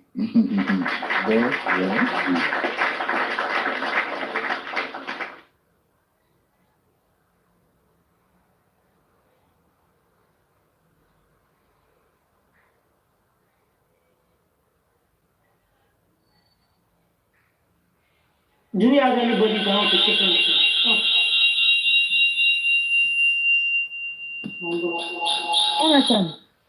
Lórí ti lọ́ọ̀yà ẹ̀ lè fẹ́ sọ̀rọ̀ pa. Farida Ibrahim yìí tó bá máa bọ̀ lókè kó wá sọ̀rọ̀ káti ẹ̀gbọ́n kan tó fẹ́ sọ máa bọ̀ lókè kó wá. Àwọn tó ń sọ̀rọ̀ bí Brian sì báyìí àwọn ọ̀jọ̀gbọ́n tó rí wọ́n pé ni if you have something that is not in line with whatever we are come up and come and talk now. Lórí lọ́ọ̀yà ẹ̀ lè fẹ́ sọ ń pa ẹ̀. Mo fẹ́ clarify nǹkan. Ó dà pé mo mi láìtàn ọ̀nà ẹnìkan ló sọ lẹ́ẹ̀kan yẹn pé nǹkan tí lọ́ọ̀yà yẹn sọ. Arifa fúnra ẹ̀ ni ó question lọ́ọ̀yà yìí o. Ló sọ fún lọ́ọ̀yà ló ní tí result yìí bá jáde as positive in favour of Wunmi. Tí bàbá ò bá gbà ńkọ́. So the lawyer said téèyàn bá gbà kó má gbà bí somehow so èmi ò rí ẹnìkan wá sọ lẹ́ẹ̀kan yẹn ó ń sọ pé nǹkan tí lọ́ọ̀yà yẹn sọ òṣì ló sọ tó bá jẹ́ result yẹn come negative sorry kí ni àwọn tí bàbá náà kí náà fẹ́ ṣe because èmi ò sí ní on anybody side tèmi ni pé wọ́n ṣe sọ pé kán ṣe DNA yẹn I'm very happy I don't know what these people want àti ọjọ́ ìta tí ń demand fún DNA wọ́n fún wa DNA tán ẹ tún sọ pé nítorí pé wọ́n sọ pé toxicology inconclusive ṣé tí lab kan bá sọ pé inconclusive ṣé the other lab náà fẹ́ sọ pé inconclusive ni àbí ta ni ó fẹ́ tá méjì. àbí náà ẹ̀yin lè pariwo DNA. ta ni ó fẹ́ panish image ẹ̀ lórí kíní. ok wọ́n ti agree sí DNA ní sí ẹ̀ tún pariwo ẹ̀ tún wetin una want gangan kí lẹ̀ wá kí lẹ̀ wá kí lẹ̀ àti bàbá yín ẹ̀yin àti bàbá yín kí lẹ̀ ń wá kiri ẹ̀yin àti bàbá yín yẹn kí lẹ̀ ń wá kiri mo fẹ́ mọ̀ kọ́tà àti bàbá wọn yẹn wá kiri you understand. my colleague tó jẹ́ pé kíní pregnancy test ló ṣe fún woman kan ló fẹ́ ó mọ nǹkan tójú ẹ̀ rí tí woman yẹn sùn wọn sí court pregnancy test nìkan ni so ẹ wá sọ pé kí wọ́n ṣe pé tí wọ́n bá sọ pé láàbù wo ló fẹ́ rán down nítorí Wùnmí ta ló mọ Wùnmí rí ẹ wá sọ pé wọn ò lè fi eléyìí wọn ò lè ṣe eléyìí gbogbo àdúrà tó yẹ ká máa gbà pé ọmọ yẹn kó jẹ́ ti Mohbad kéèyàn tẹ̀ máa rí ọmọ yẹn kéèyàn kan wá sọ pé kó má jẹ́ ti Mohbad kó má jẹ́ ti Mohbad ṣé àwọn ará fẹ́. àbí ẹ má bínú àbí bóyá àwọn èèyàn fẹ́ DNA donation bí akẹ́rẹ́ ni wọ́n fi ní kí wọ́n bá lọ ṣe. Thank you Senator. Maybe that's what they want to do. Like, okay, let's raise GoFundMe for DNA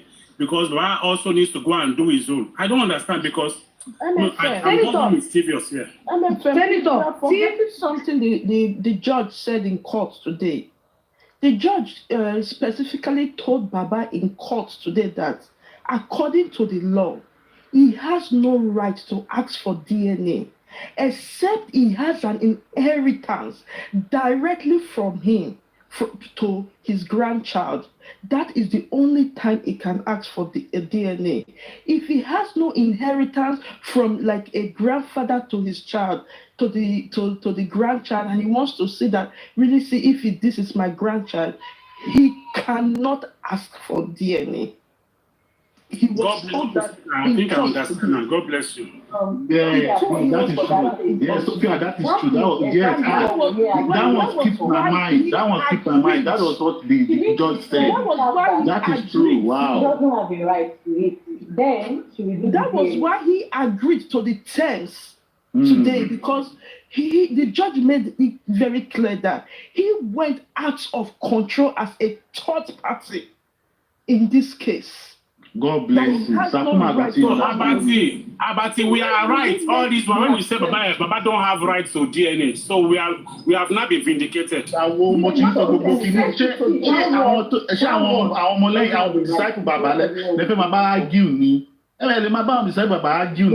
Genotype lásán tó bá ṣe mistake lórí genotype lásán ó ní nǹkan tí o máa face tí ẹnìyẹn bá sún ẹ. Ẹnìkan wá sọ pé nítorí DNA lab tóun ti ń build for years. Let me say this. Gbogbo àwọn kan sọ pé ilé tí Wùnmí ṣe ń dúró pé yìí sí lòun ṣẹ̀ṣẹ̀ ṣe àwọn ìdílé náà. And secondly, did they tell the Baba apologize at the court today? Because it has not shown in the video. Oh, really? Yes, please give us more updates. Give us more updates. Speculate. Apologize to who? He apologized for all this he said to Liam before. So do you have the evidence? You know you cannot record in court, but he apologized. That how do you get to know this? How do you get this info? We were in court now. Were you in court? Yes. Oh, okay. We did a video call, and she was told that she was asked, "Are you being pressured to do this? You really want to do it? If you don't want to do it, you can say no." Because she insisted that if the court does not give court an order for it to be done, you understand, it can't be manipulated. And she wants the court to please do it. That was how Wunmi came in. It wasn't that Wunmi just went there and said, I don't want the DNA, I want to do the DNA. When the judge was telling Baba that you have no rights, you understand, to this thing and how calling all the rights of Liam and the father. You understand? And Wunmi is still alive, the mom. You understand? To Baba and his lawyer. You understand?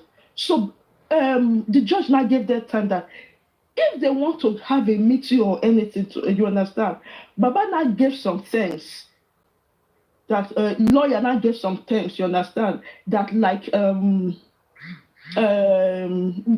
the judge was like kind of I don't know, telling Baba's lawyer that they would have guided Baba on this thing because they know it was not going anywhere.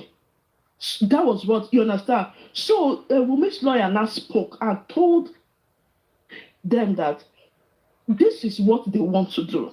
They already know that it will go nowhere, but their client has nothing to hide and wants to do the DNA, you understand? That she pleads with the court that it should be done in the legal way so that they will not say the result is manipulated. Was Baba lawyer there? Yes. Baba lawyer too was there at the court. Was Baba lawyer? Lawyer Baba wan bed now. Hold on now, maybe at the house now. MFM. Sophia, was Baba lawyer there? Yes, he sat with so many people. Why did she interview Baba lawyer? No. Can they go the both side, like can go from the both side. So if Baba lawyer actually if Baba actually apologized to them for the way he has treated Liam Abikoko, I think our outsider Lemba Orodun. It was the lawyer that spoke about the suing now that the court should not give Wunmi the right to sue if the test has been done. And the lawyer said she cannot do that. She cannot take that part. What do you mean by sue? Sue Baba fún defamation àtàwọn nǹkan tó ti sọ. Among the things Wunmi's lawyer wrote. Who want to sue? No, I think what she's saying is that after the outcome of the results, if I want to accuse her wrongly, she only swear. Yeah, if after the results, Wunmi now suggested that she's going to sue Baba. Right? Yes. It was not Baba lawyer that disagreed. They told the court that Wunmi should not be given that power. Oh, the Baba lawyer now said Wunmi should not be given the power to sue Baba after the result. Yes. Exactly. But the court refused. They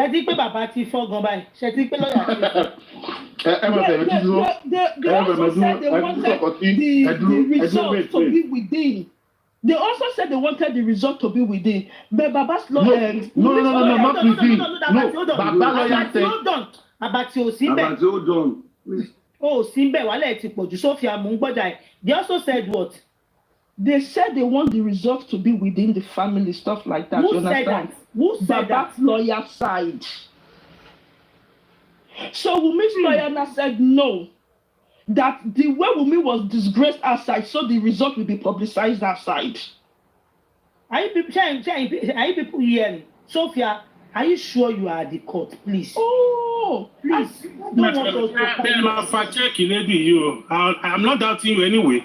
But if anybody is in the court, I in the comment section, let the person request. I will draw for the person if you are in the court. Yes. Ẹ̀yin pípọ̀ iṣẹ́ ń gbọ́ kan tó ṣẹlẹ̀ báyìí. Fákẹ́mi àbí Fèyíkẹ́ ló ń gbọ́ yín. Mo ti gbọ́ ọ̀rọ̀ yìí tẹ́lẹ̀ ní first platform. Ipe gan wọ́n jẹ́ kí bàbá bẹ̀ tèmi ò nídìí gbogbo yẹn because I'm not there ni mo ṣe sọ. Ṣé rí nǹkan tó wáyé lé nìyí? Ẹni tó bá wà ní last request ó máa mọ̀ pé ọ̀rọ̀ yìí ti sú Wunmi ipe bó ṣe ń lọ yìí. Because ó ń bá lọ́ọ̀yà ẹ̀fà lọ́jọ́ yẹn mo wà lẹ́gbẹ̀ẹ́ kì í ṣe pé èèyàn sọ fún mi. Ó ní kí ló dé tó fẹ́ fi close request wọ́n jẹ́ kóun sọ̀rọ̀ lénìí òun nídìí láti sọ̀rọ̀ lénìí. Fákẹ́mi ṣé kò tọ́lẹ̀ sọ?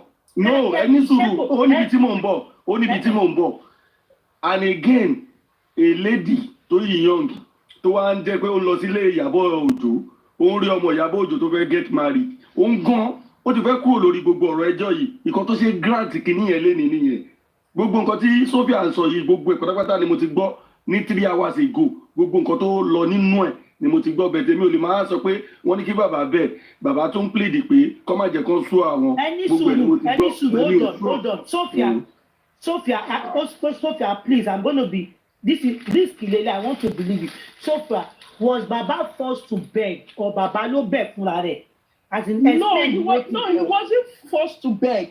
When the judge was telling him that the rights of Liam and Wumi's lawyer was saying stuff that Baba did online, you understand, which goes against the rights of Liam, you understand?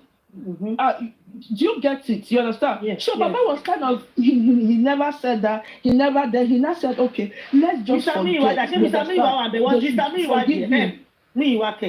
Was Guresi there? Was Guresi at the court today? No. Who was there? Aside from who was there? Only Arifa. I think Perkins was there. Hey, bọ́lá ṣe fẹ́ gbọ́ confam bó má dàbí pé bias kìíní lè lọ́yà continue. MFM ẹ dúró ẹ má bínú. Gbogbo nǹkan tí Sophia sọ yìí òótọ́ ni mo ti gbọ́. MFM ẹ request pé tó bá wà ní comment section tó bá wà ń bẹ̀ èmi máa drop ẹni yẹn kẹ́ni ẹ come up kó wá count if the person is there. I want to this thing that Sophia sọ yìí say na Sophia. Kadi fashion, you are not there now, but Kadi fashion should come up. Ta ló drop Sophia? Sophia, come up. MFM. Yeah. Ṣé ẹ rò pé Arifa kí ló dé tí ò interview bàbá lọ́ọ̀yà? Kò fẹ́ kí ó sọ nǹkan tí wọ́n sọ inquest lé. Ó interview Wunmi lọ́ọ̀yà. What of bàbá lọ́ọ̀yà? Kí ló dé tó ṣe interview fún? MFM. Kadi fashion. Mo mọ̀ wípé ẹ láìkì òótọ́. Bẹ́ẹ̀ni. Èmi ò dẹ̀bi láti ní láti argue pẹ̀lú anybody. Yeah? I'm on my second phone on the York Daddy platform. Someone just asked Mr. Muiwa that same question, and Mr. Muiwa said no. And Mr. Muiwa said no. There, my love. But Mr. Muiwa will send someone there, and they will give him feedback. So please. I know you love truth and you always stand on the truth. Please don't listen to Sophia Omowummi. MFM. Confirm before saying it.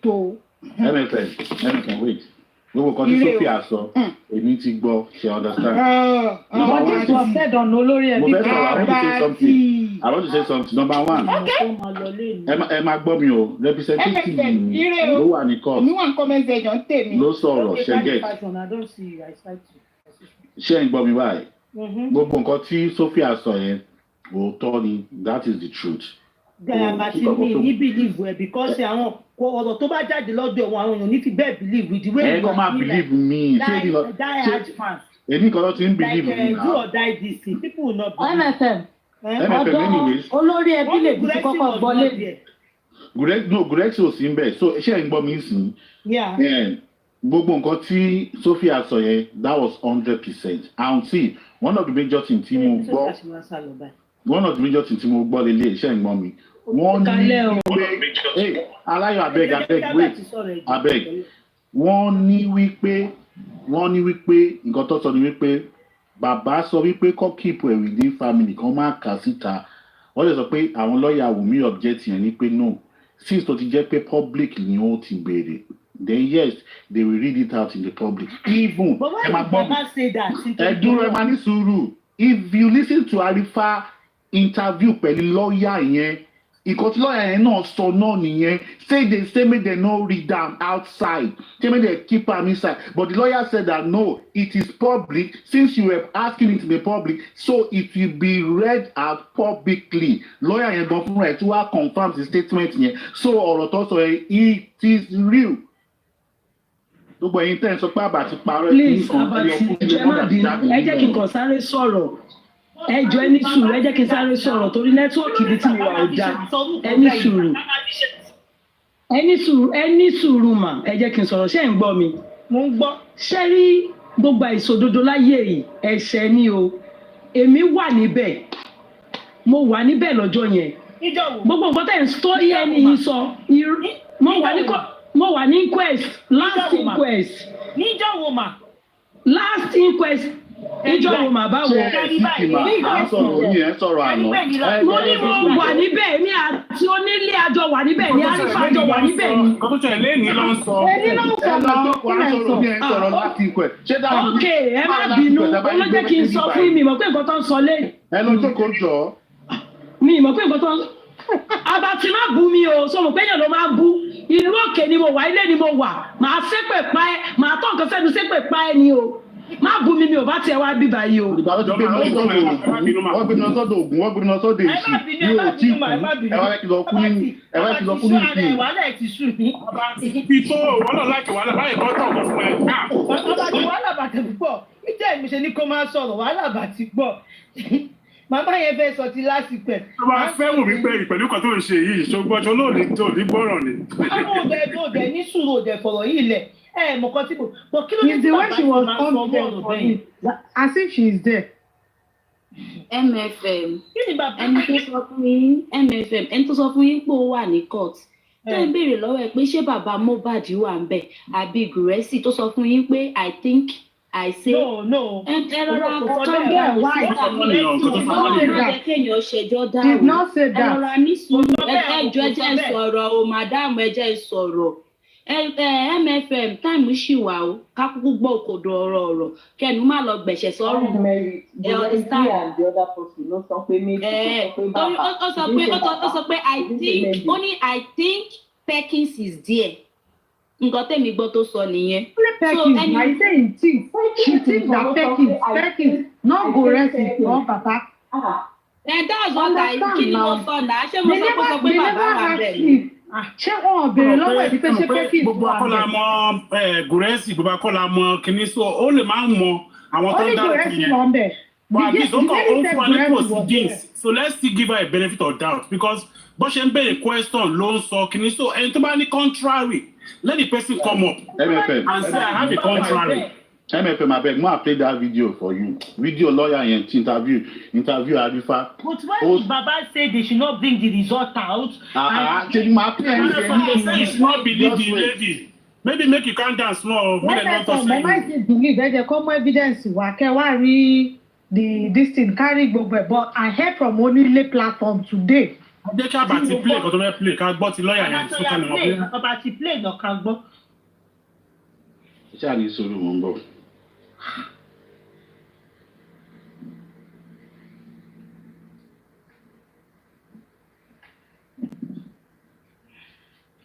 Àti pé ẹjọ́ ṣé wọ́n máa ń ṣe fídíò call ní kóòtù ni. No, wọ́n ní wọ́n ṣe. Wọ́n ṣe pẹ̀lú Wunmi was not in court so wọ́n ní láti ṣe. Ẹni sùúrù o. Kóòtù lè ṣe zoom pẹ̀lú yín. Èèyàn lè wà láwọn ẹni sùúrù ẹ máa gbọ́. You have said it's not your own, so don't get Mo ò dẹ̀ bẹ̀rẹ̀ láti bẹ̀rẹ̀ ìjọ torí Ọlọ́run. A ti bẹ̀rẹ̀ náà ni. It has not, the proper procedures were not followed. Demanding for the year. When somebody is going online, you say the child is the pastor. The child has no leg. It's not the child of my son and all that. And you still want to say, come and do DNA. You have said it's not your own, so you are not outsider. So, and again, instead of coming to court, you were doing it on the internet, doing it at the family, doing it at the radio today and all that, and so on and so forth. So, we, and like, when we want to do it, we'll do it on our own, we don't force us. We have nothing to hide. We will do it, we have nothing to hide, and we are here. You understand? We're the one that, extended the only brother. No, we don't need to get the court of we want to do it. So we're the one. You can have the father himself. Do you think things can change? Well, for those who want to understand, things can change. But for those who have made up their mind, or to be, to be intimidating, to be bullying, to be lying on social media, you understand, to be acting like rats and all that, you understand, they may not agree. We don't know what the DNA is going to be. I'm not a doctor, lawyers are not going to participate, find any hospital of his choice so that it can be clear to Nigeria. The result also should not be shown to any lawyer, but should be already open back for people to hear. It will be brought by the hospital itself in sealed envelope. For the people to know. Okay, given the fact that Mohbad's father challenged the autopsy report, so do you think if the DNA gets done, he will challenge or accept it?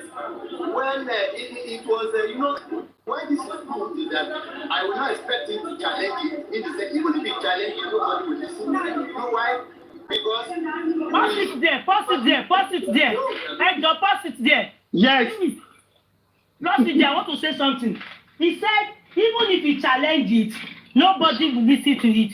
He never said, Baba fẹ́ tẹ́ nìyẹn o. Àbí tó lórí burúkú làwọn people yìí sẹ́. Wọ́n máa parọ́ òṣì kiri. Má ṣe pé, but I think it's not clear now. Ó ti clear sí ìfara tètè wá get clear. Má ṣe pé mi láìkí gbogbo Abati máa play lọ. Máa play lọ láti ibi tó ti stop yẹn. Onílé, I cite you, hold on. I know you want to say something, hold on. Good evening, ma. Good evening. Abati máa play lọ.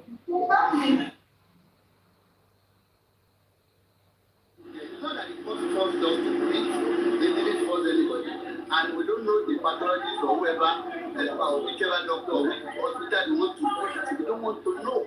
So that they will not say, oh, these people are the friends. You understand? It's going to be between the court officers, the court order, the directives that the government hospital. They can also be like 2-3 places so that it can be clear. So if at the end of the day anybody is now still raising dust, you will know if such person is malicious. You understand?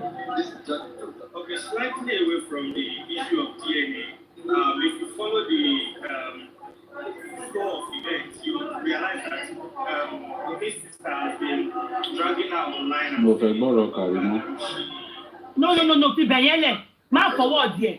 Mo fẹ́ gbọ́ kan tí Bọ́lá yẹn sọ. Má fọwọ́ díẹ̀ ni tí ó máa dàbí pé kan tó fẹ́ gbọ́ wa lòún play.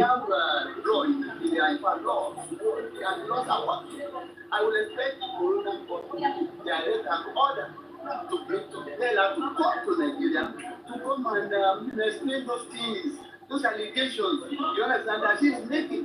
Because from what I get, she has never been to House of Mohbad's house. But she did, yes. Yeah, in Nigeria, but yes, he's the one saying this is how the house looks like, this is how it is, and all that, and so on and so forth. You understand? So these are the issues. I would expect that to come. You will see that initially, they were the one backing me, saying, oh, why can you fight her? Why can you do what you do that? But they broke away at the point where we say, oh, stop talking and abusing my husband's family, like abusing the father of my husband, his husband. Look, that was when they started the issue. And again, when you look at it anyway, she's some of those people maybe who have no job abroad. They don't want to achieve on the internet. So the more you can lie to this kind of sensational issues, the more you have followers. That is just the truth of it. Okay, Abati, hold on. Abati, please, can you hold on? Lọ́la yẹn kò yẹ kó sọ bẹ́ẹ̀. Ṣebí you know that pé kò yẹ kó sọ bẹ́ẹ̀. If you look at her very well, it's one of those people that did not have job in abroad and they are doing what they are doing to our followers. That means pé wọn kúrò mọ́ lọ́yà yìí, right? Ẹ ká máa proceed. He is correct. He is seeking for justice. What do you say to this? What are the ways to go about it? My fear or my concern major is this. When this guy died, he's the one that said he was very died. That night will not be tomorrow. So necessary tests, necessary medical report like autopsy, to know the cause of death and all that will not be done. Unfortunately, still the one say, oh, I want to see, I want to know the cause of death. When it feels like somebody who is crying when the head has been. You understand? He frustrated people from doing the cause of death. I've been issued from the beginning. It is now, it is too late to say, oh, I want to know everybody together, including our client, including myself, to know the cause of that young promising child. You understand? But she was the one saying, oh, I don't want to, I want her to be, I want him to be buried today. But later, they buried him. By then, they were having assuming the guy, the doctors give the say there is no useful element in that can be used in empirical analysis to compare the process. After the issue, what do you think is the next step for me? I think you have to face alive and face the reality, whichever way the DNA comes, whichever way it comes positive, it will further strengthen giving the public that hope. She's not the wayward person I think we're saying. And if it's the other way around, the public, especially, would not be happy with that, and they are going to actually, be way. That is, they're going to be actually unfriendly against but if it is positive, then you have to move with your life. We have to talk about how to maintain the child, how to train her, give it, train him, and how to make a youth boy and, his education and the safety of the child also is very important. She has to look at us and have safety as well. So there are concerns from fans of Mohbad and the media, concerns about why is yet to be verified, why is it family in agreement to reality that Mohbad is gone? I can tell you that some people, those who are people, they're from the immediate family. You understand? When they tweet, I don't want to be judgmental, but if I want to be judgmental, I will say what I'm going on anyway. In the sense that using the child to get followership, to get popularity, to get that, I think it's not, there is no radio station we are not going. Is it BBC, is it the family, is it this guy, what's the other guy in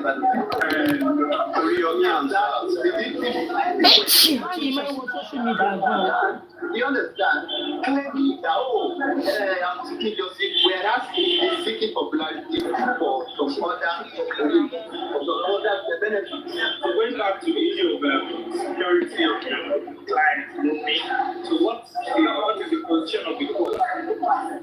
Well, the court, we reported to the court, and what the court said was that the necessary to give additional security in case of forest, to prevent the forest, because she was actually molested the other day. They were possible. What kind of what she became with security men, for instance. So, rounding up, what is there any date fixed yet for the year? There is no date fixed for it. It's a contract here. The lawyers are not going to participate. We want the youth to be transparent. Let's go to and bring the law. I don't know when they are going to do it. She herself will not know when they are going to do it. But we have to show submit herself and charge for samples. Because of taking samples and necessary samples. They don't want to know anything about a simple term now, like for people in the media space, simple term like there is an agreement that they should be done without any prompting. We are going to it our friends saying, don't get the court order. I am ready. So this is against the backlash from the media that who is running away from the exactly. So she's before they turn into the media world that they can compel her like but she initially agreed that it was going to be the next. Ṣé she initially agreed ó ti agreed tẹ́lẹ̀ kó o máa ṣe DNA. Yeah, mo gbọ́. Only they can she initially agreed ló fẹ́ gbọ́. Okay. They are taking back to she initially díẹ̀ yẹn. Kí wọ́n á gbọ́ kan tó tẹ̀lé. Kò ní pẹ́ tán ṣàbọ̀t. Let's listen. Against the backlash from the media that who is running away from the exactly. So she's before they turn into the media world that they can compel her like but she initially agreed that it was going to be the next thing she agreed because the family was saying no, she has no choice.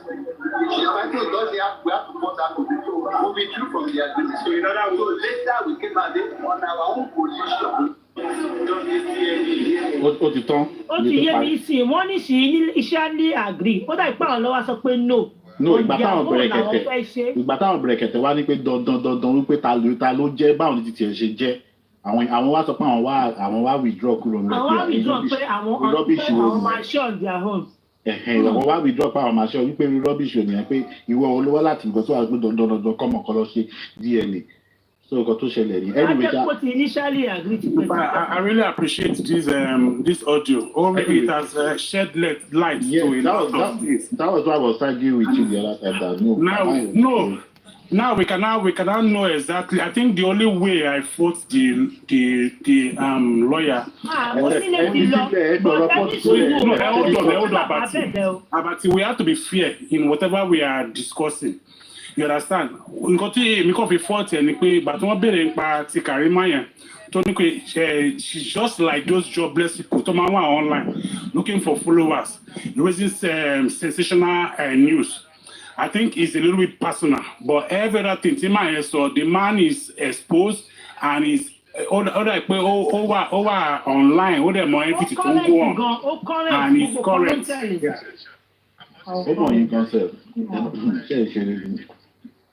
So, but MFM, go lawyer, go. Possible go so by MFM, no.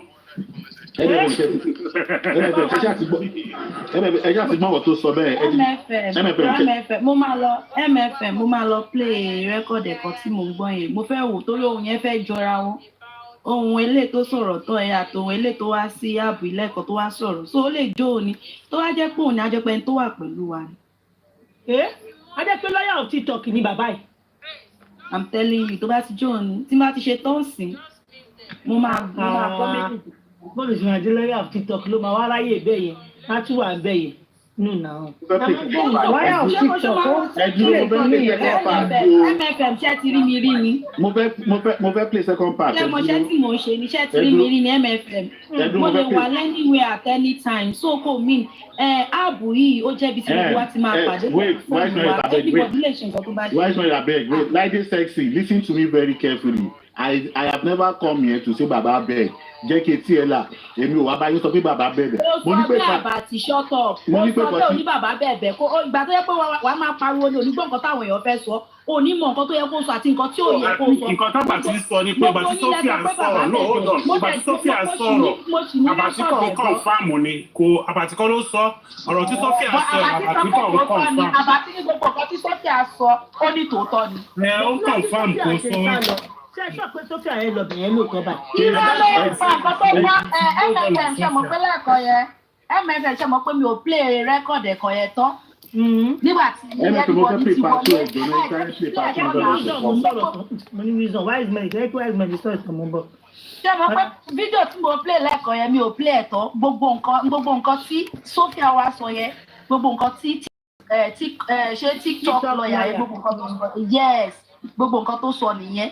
So ọlápẹ jẹ́ kí n play ẹ̀tọ́ tó yẹ pé mo ti play ẹ̀tọ́ ni bí Sophia ṣe wá sọ yẹ kò ní jọ yín lójú. Ìbí a máa play ẹ̀tọ́. Bí a máa play ẹ̀tọ́.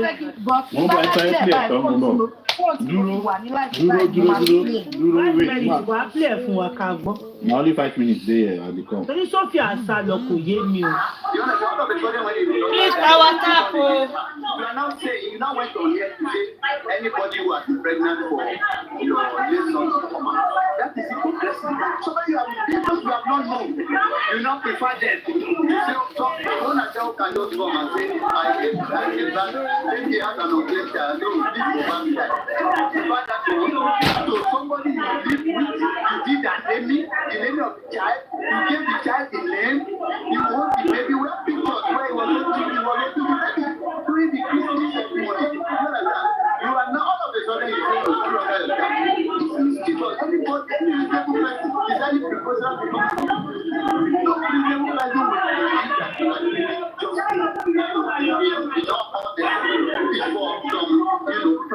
personal or some pecuniary. That's what you promise. The child you have always known that you are always carrying. There was a time we went to zone 2. Immediately the child saw him, say, Daddy, this not child. Run after him, ask him, Baba Mohbad. This son, run. Ní sùúrù àbàtì, ìkan méjì ni mo gbọ́. Àbàtì ní sùúrù, ẹni yẹn sọ pé social media publicity ni bàbá yẹn wá. Kí ni wá sọ pé báwo ni bàbá ṣe, báwo lẹni yẹn ṣe mọ̀.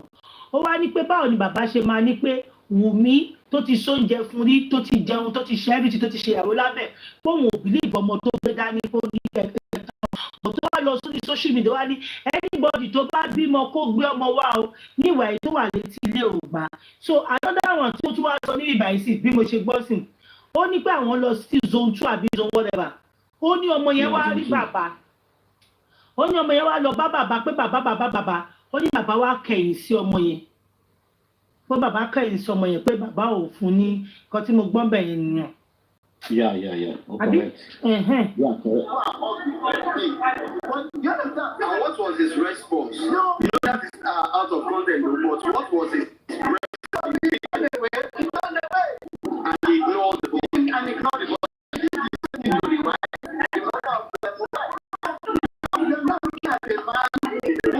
All he wants is check the way the mother, check the way the wife and the thing is in the effect of the person you want to take. I don't want to.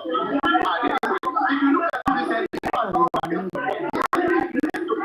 because it's not looking like a money making mentor who are like me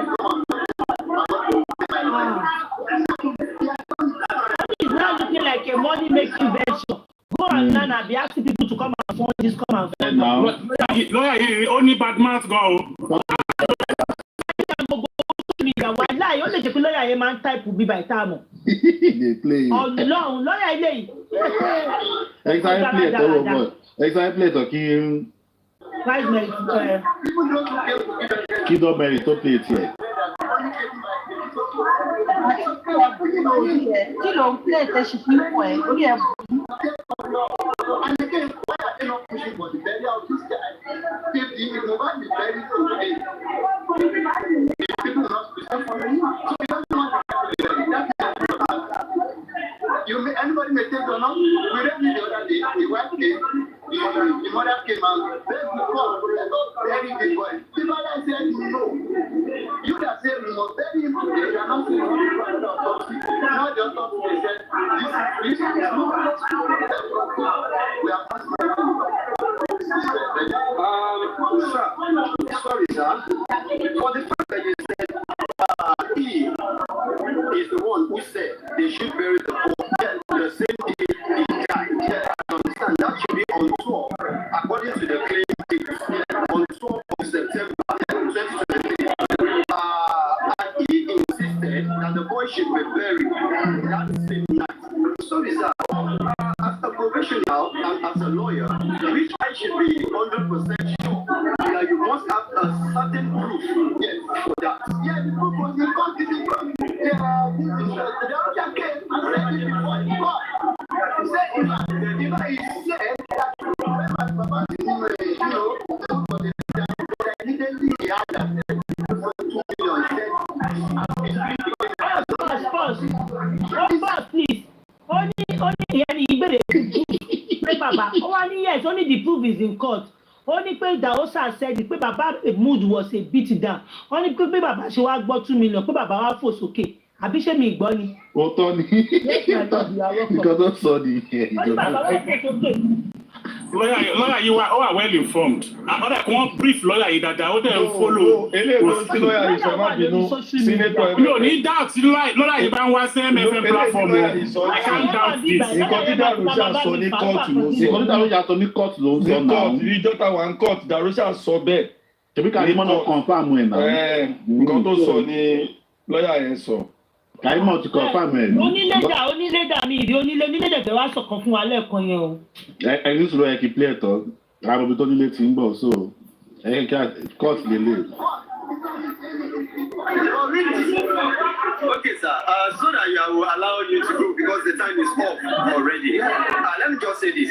Concerning the state of proceeding, so far so good. What do you feel and how do you feel about it? State of proceeding is completely malicious. Unfortunately, the body didn't give us, right to address it. One, there are so many parties before the court. You are going to get the state of proceeding. You are going to appeal. You have not served all of us. You say, oh, I'm fighting something I'm going to appeal. I'm fighting something. After you get the other me somehow, you must serve the court. You said you have not served the lawyer. So I'm not serving any lawyer. I'm not the person. So, which state? You are not a party to the case. said you want to join, you can't say you cannot join at that time. And then there's no room for joining that issue of corona. They said, but you can ask questions, which you did. You give him ordinary man that they are not lawyers. You are not saying fire and appeal against that point. It's I have respect for them.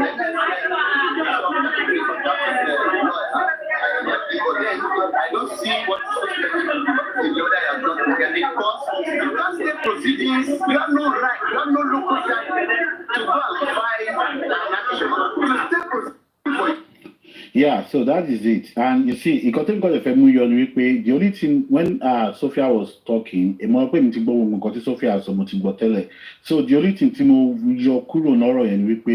when they said Baba said that this thing should be within the family, they should not say it outside. You cannot say you know lady America and they don't so pay Baba so we as our grace only pay a comma casita pay obudo genuinely.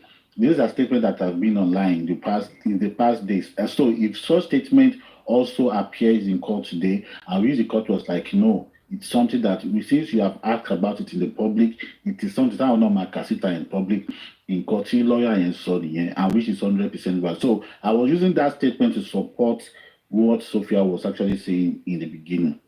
KD Fashion. Obli, KD Fashion. Obli. Àbàtì má bínú o. Ṣé lọ́yà yẹn sọ nínú eléyìí tó play nísìnyí pé wọn ò ní kà síta? Tí ò bá ti sọ mọ́ra kíní tán ṣe fún yín, so that's a big lie, fat lie. So kò kúrò lórí ẹ̀ àti ọ̀rẹ́ èdè tí sọ yìí ṣé mo ní. Kí ló sọ ń sìn tiẹ̀? Mo ní pé ṣé lọ́yà yẹn ṣó sọ máa ọ̀rọ̀ tó sọ tó ń sìn wípé wọ́n ní kán má kà síta. Nǹkan tí mo kọ́kọ́ pè láti bẹ̀rẹ̀ ibo ló wà nítorí Ọlọ́run. Kò kọ́ ẹ́ pẹ̀lú ibi tí mo wà yẹn ṣe wàhálà mo béèrè ní. Abeg, me I no get your time, jọ abeg. Èmi mo wá fẹ́ ní time ẹ̀. Why is it? Ẹjọ́ tó ìtọ́jú ó lọ dáadáa báyìí sí. Ẹ jẹ́ ká analyse lọ́yà yẹn. Oh, Sophia ti padà wá o. Sophia, I thought you ran away. Like, I did not understand. I was like, Sophia wa gbé wa ní bongo, Sophia wa sá lọ. Oh, sorry, I'm at work. Oh, MFM. Sorry, please. MFM, the question you should ask them is Hold on. You said you are at work. Yeah. Are you not in Nigeria? Yeah, I'm in Nigeria. At work tonight? Yes, and I'm a nurse. So this morning you are at the court, you are not at work? No. Okay. Ask them, on what basis was Baba's lawyer asking for DNA? What reason did they give the court that they wanted the DNA to be done? Just ask them that question. Which question do you say I should ask, please?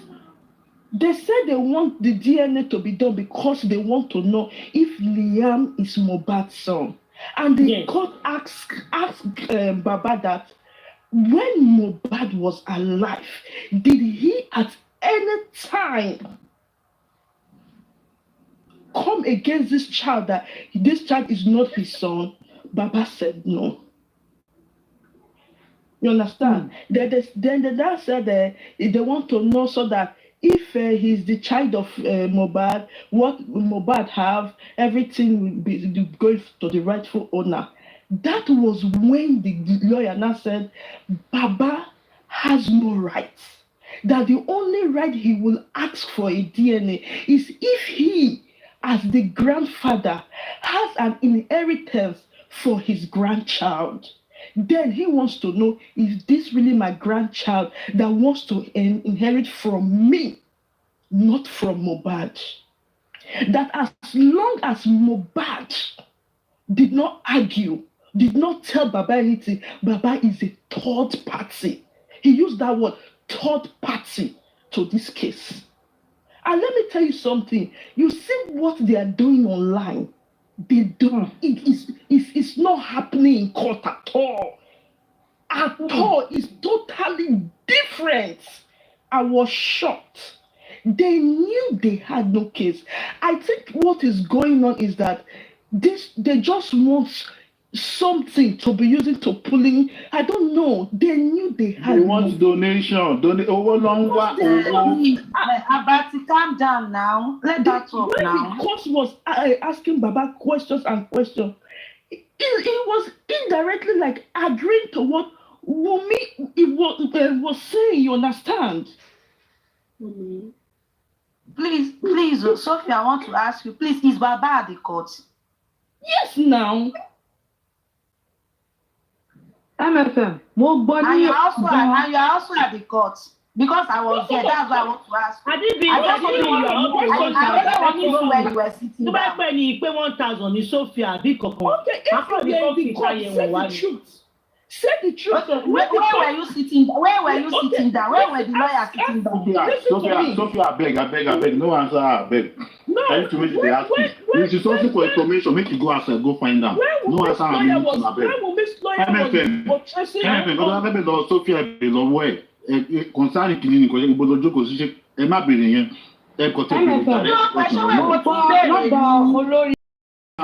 abeg. mo gbọ́ lọ́rọ̀ ọ̀dọ̀ olórí ẹbí lè ní pé wọ́n sọ pé tí bàbá fi ní right sí DNA pé àfi tí bàbá bá ní ogún kan nílẹ̀ tí ó fẹ́ fún Liam nìkan. lọ́dọ̀ orí ẹbí who was saying that lọ́dọ̀ orí ẹbí.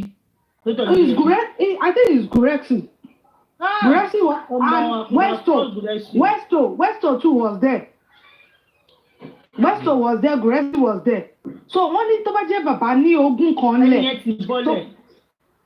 Tó bá jẹ́ bàbá ní ogún kan lẹ̀ tó fẹ́ fún Liam nìkan ni ó lè request fún DNA. Pé ruling yẹn àwọn council tí bàbá ò lè request fún DNA. Ṣé mọ̀ pé nǹkan tí Sophia sọ ń sìn èèyàn kan ṣẹ̀ sọ láìpẹ́ yìí. Tí lady bá ti lọ gbọ́ information kan wá a tún wá sọ fún yín tó bá ti sọ tá tún bọ́lẹ̀ it's all right o. èèyàn kan night duty nurse ló pe níbo nurse náà ṣe èmi ò ṣe àmọ́ condition ẹ má jẹ́ ká conclude àmọ́ working condition ẹ àmọ́ nǹkan tó ń ṣe lọ́wọ́ so má jẹ́ ká conclude nǹkan tá a máa ṣe ni pé ẹ jẹ́ ká tabalẹ̀ anybody tó ní contrary opinion. And the person is present there. The person should come and forth. Baba apologize. I want to kill the other thing. Totally keep Baba ṣe yẹn náà.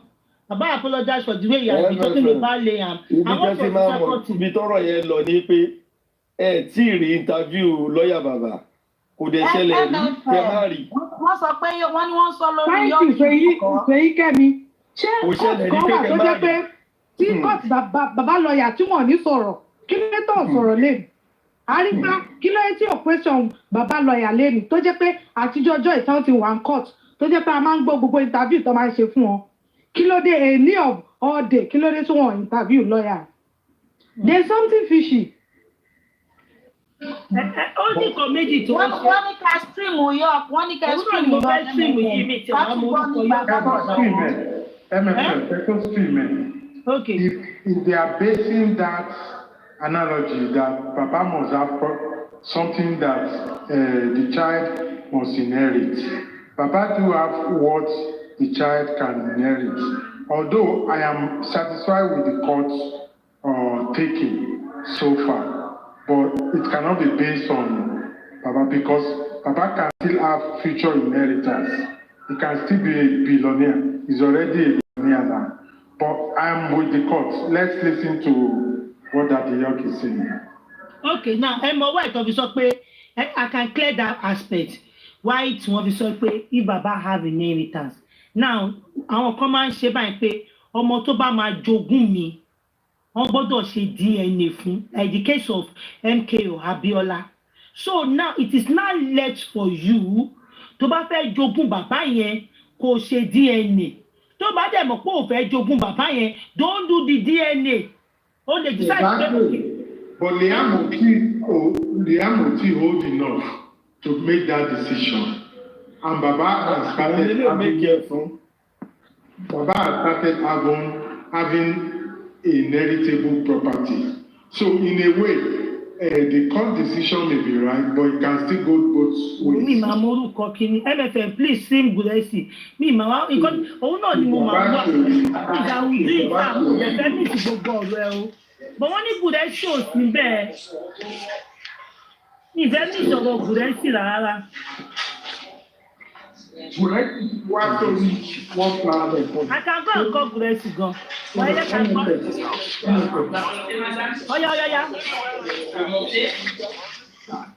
And I started, I am the one knocking. Please open the door for me. I want to come inside. Open it. Is that not a shame? Is that not a come inside? Is that not disgraceful? Please, let us not. You see, lawyers are smart.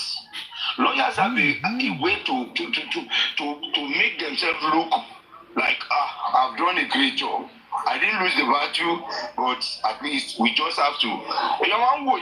You consider some variables. You look at you overview a matter, then take a decision. It's not for him not to at least come out disgracefully. That's why he's using those excuses as a shield. So consider it as they lost. They already preempted what the judgment was going to be like, and they played a smart game. Did you hear that? Why then did they allow you to linger till this stage?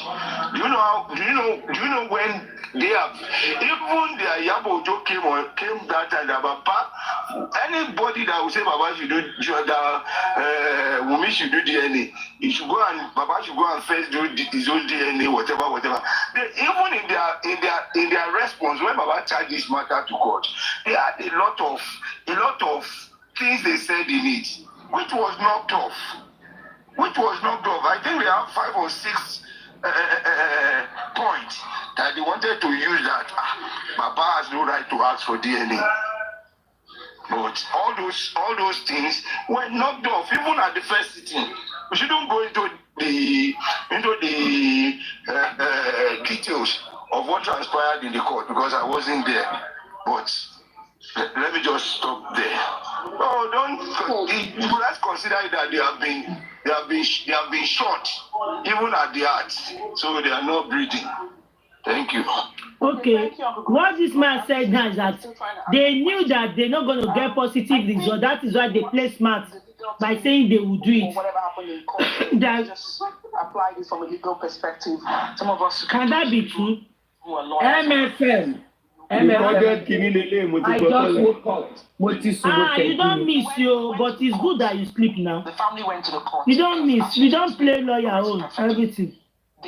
Wọ́n ní pé wọ́n ti mọ̀ nǹkan tí Gúrẹ́sì sọ, Anna. Miss Tim, your lawyer. MFM is not true. What Gúrẹ́sì is saying is just a defense. At the end of the day, you got your objection was not sustained. Can this be true? That is the simplest way of explaining what happened. That's it. Now, what I would say going further, I expect, like the Gregs and every other person listening, the legal team, thank God that they were in the court. They know the legal linguas that were used.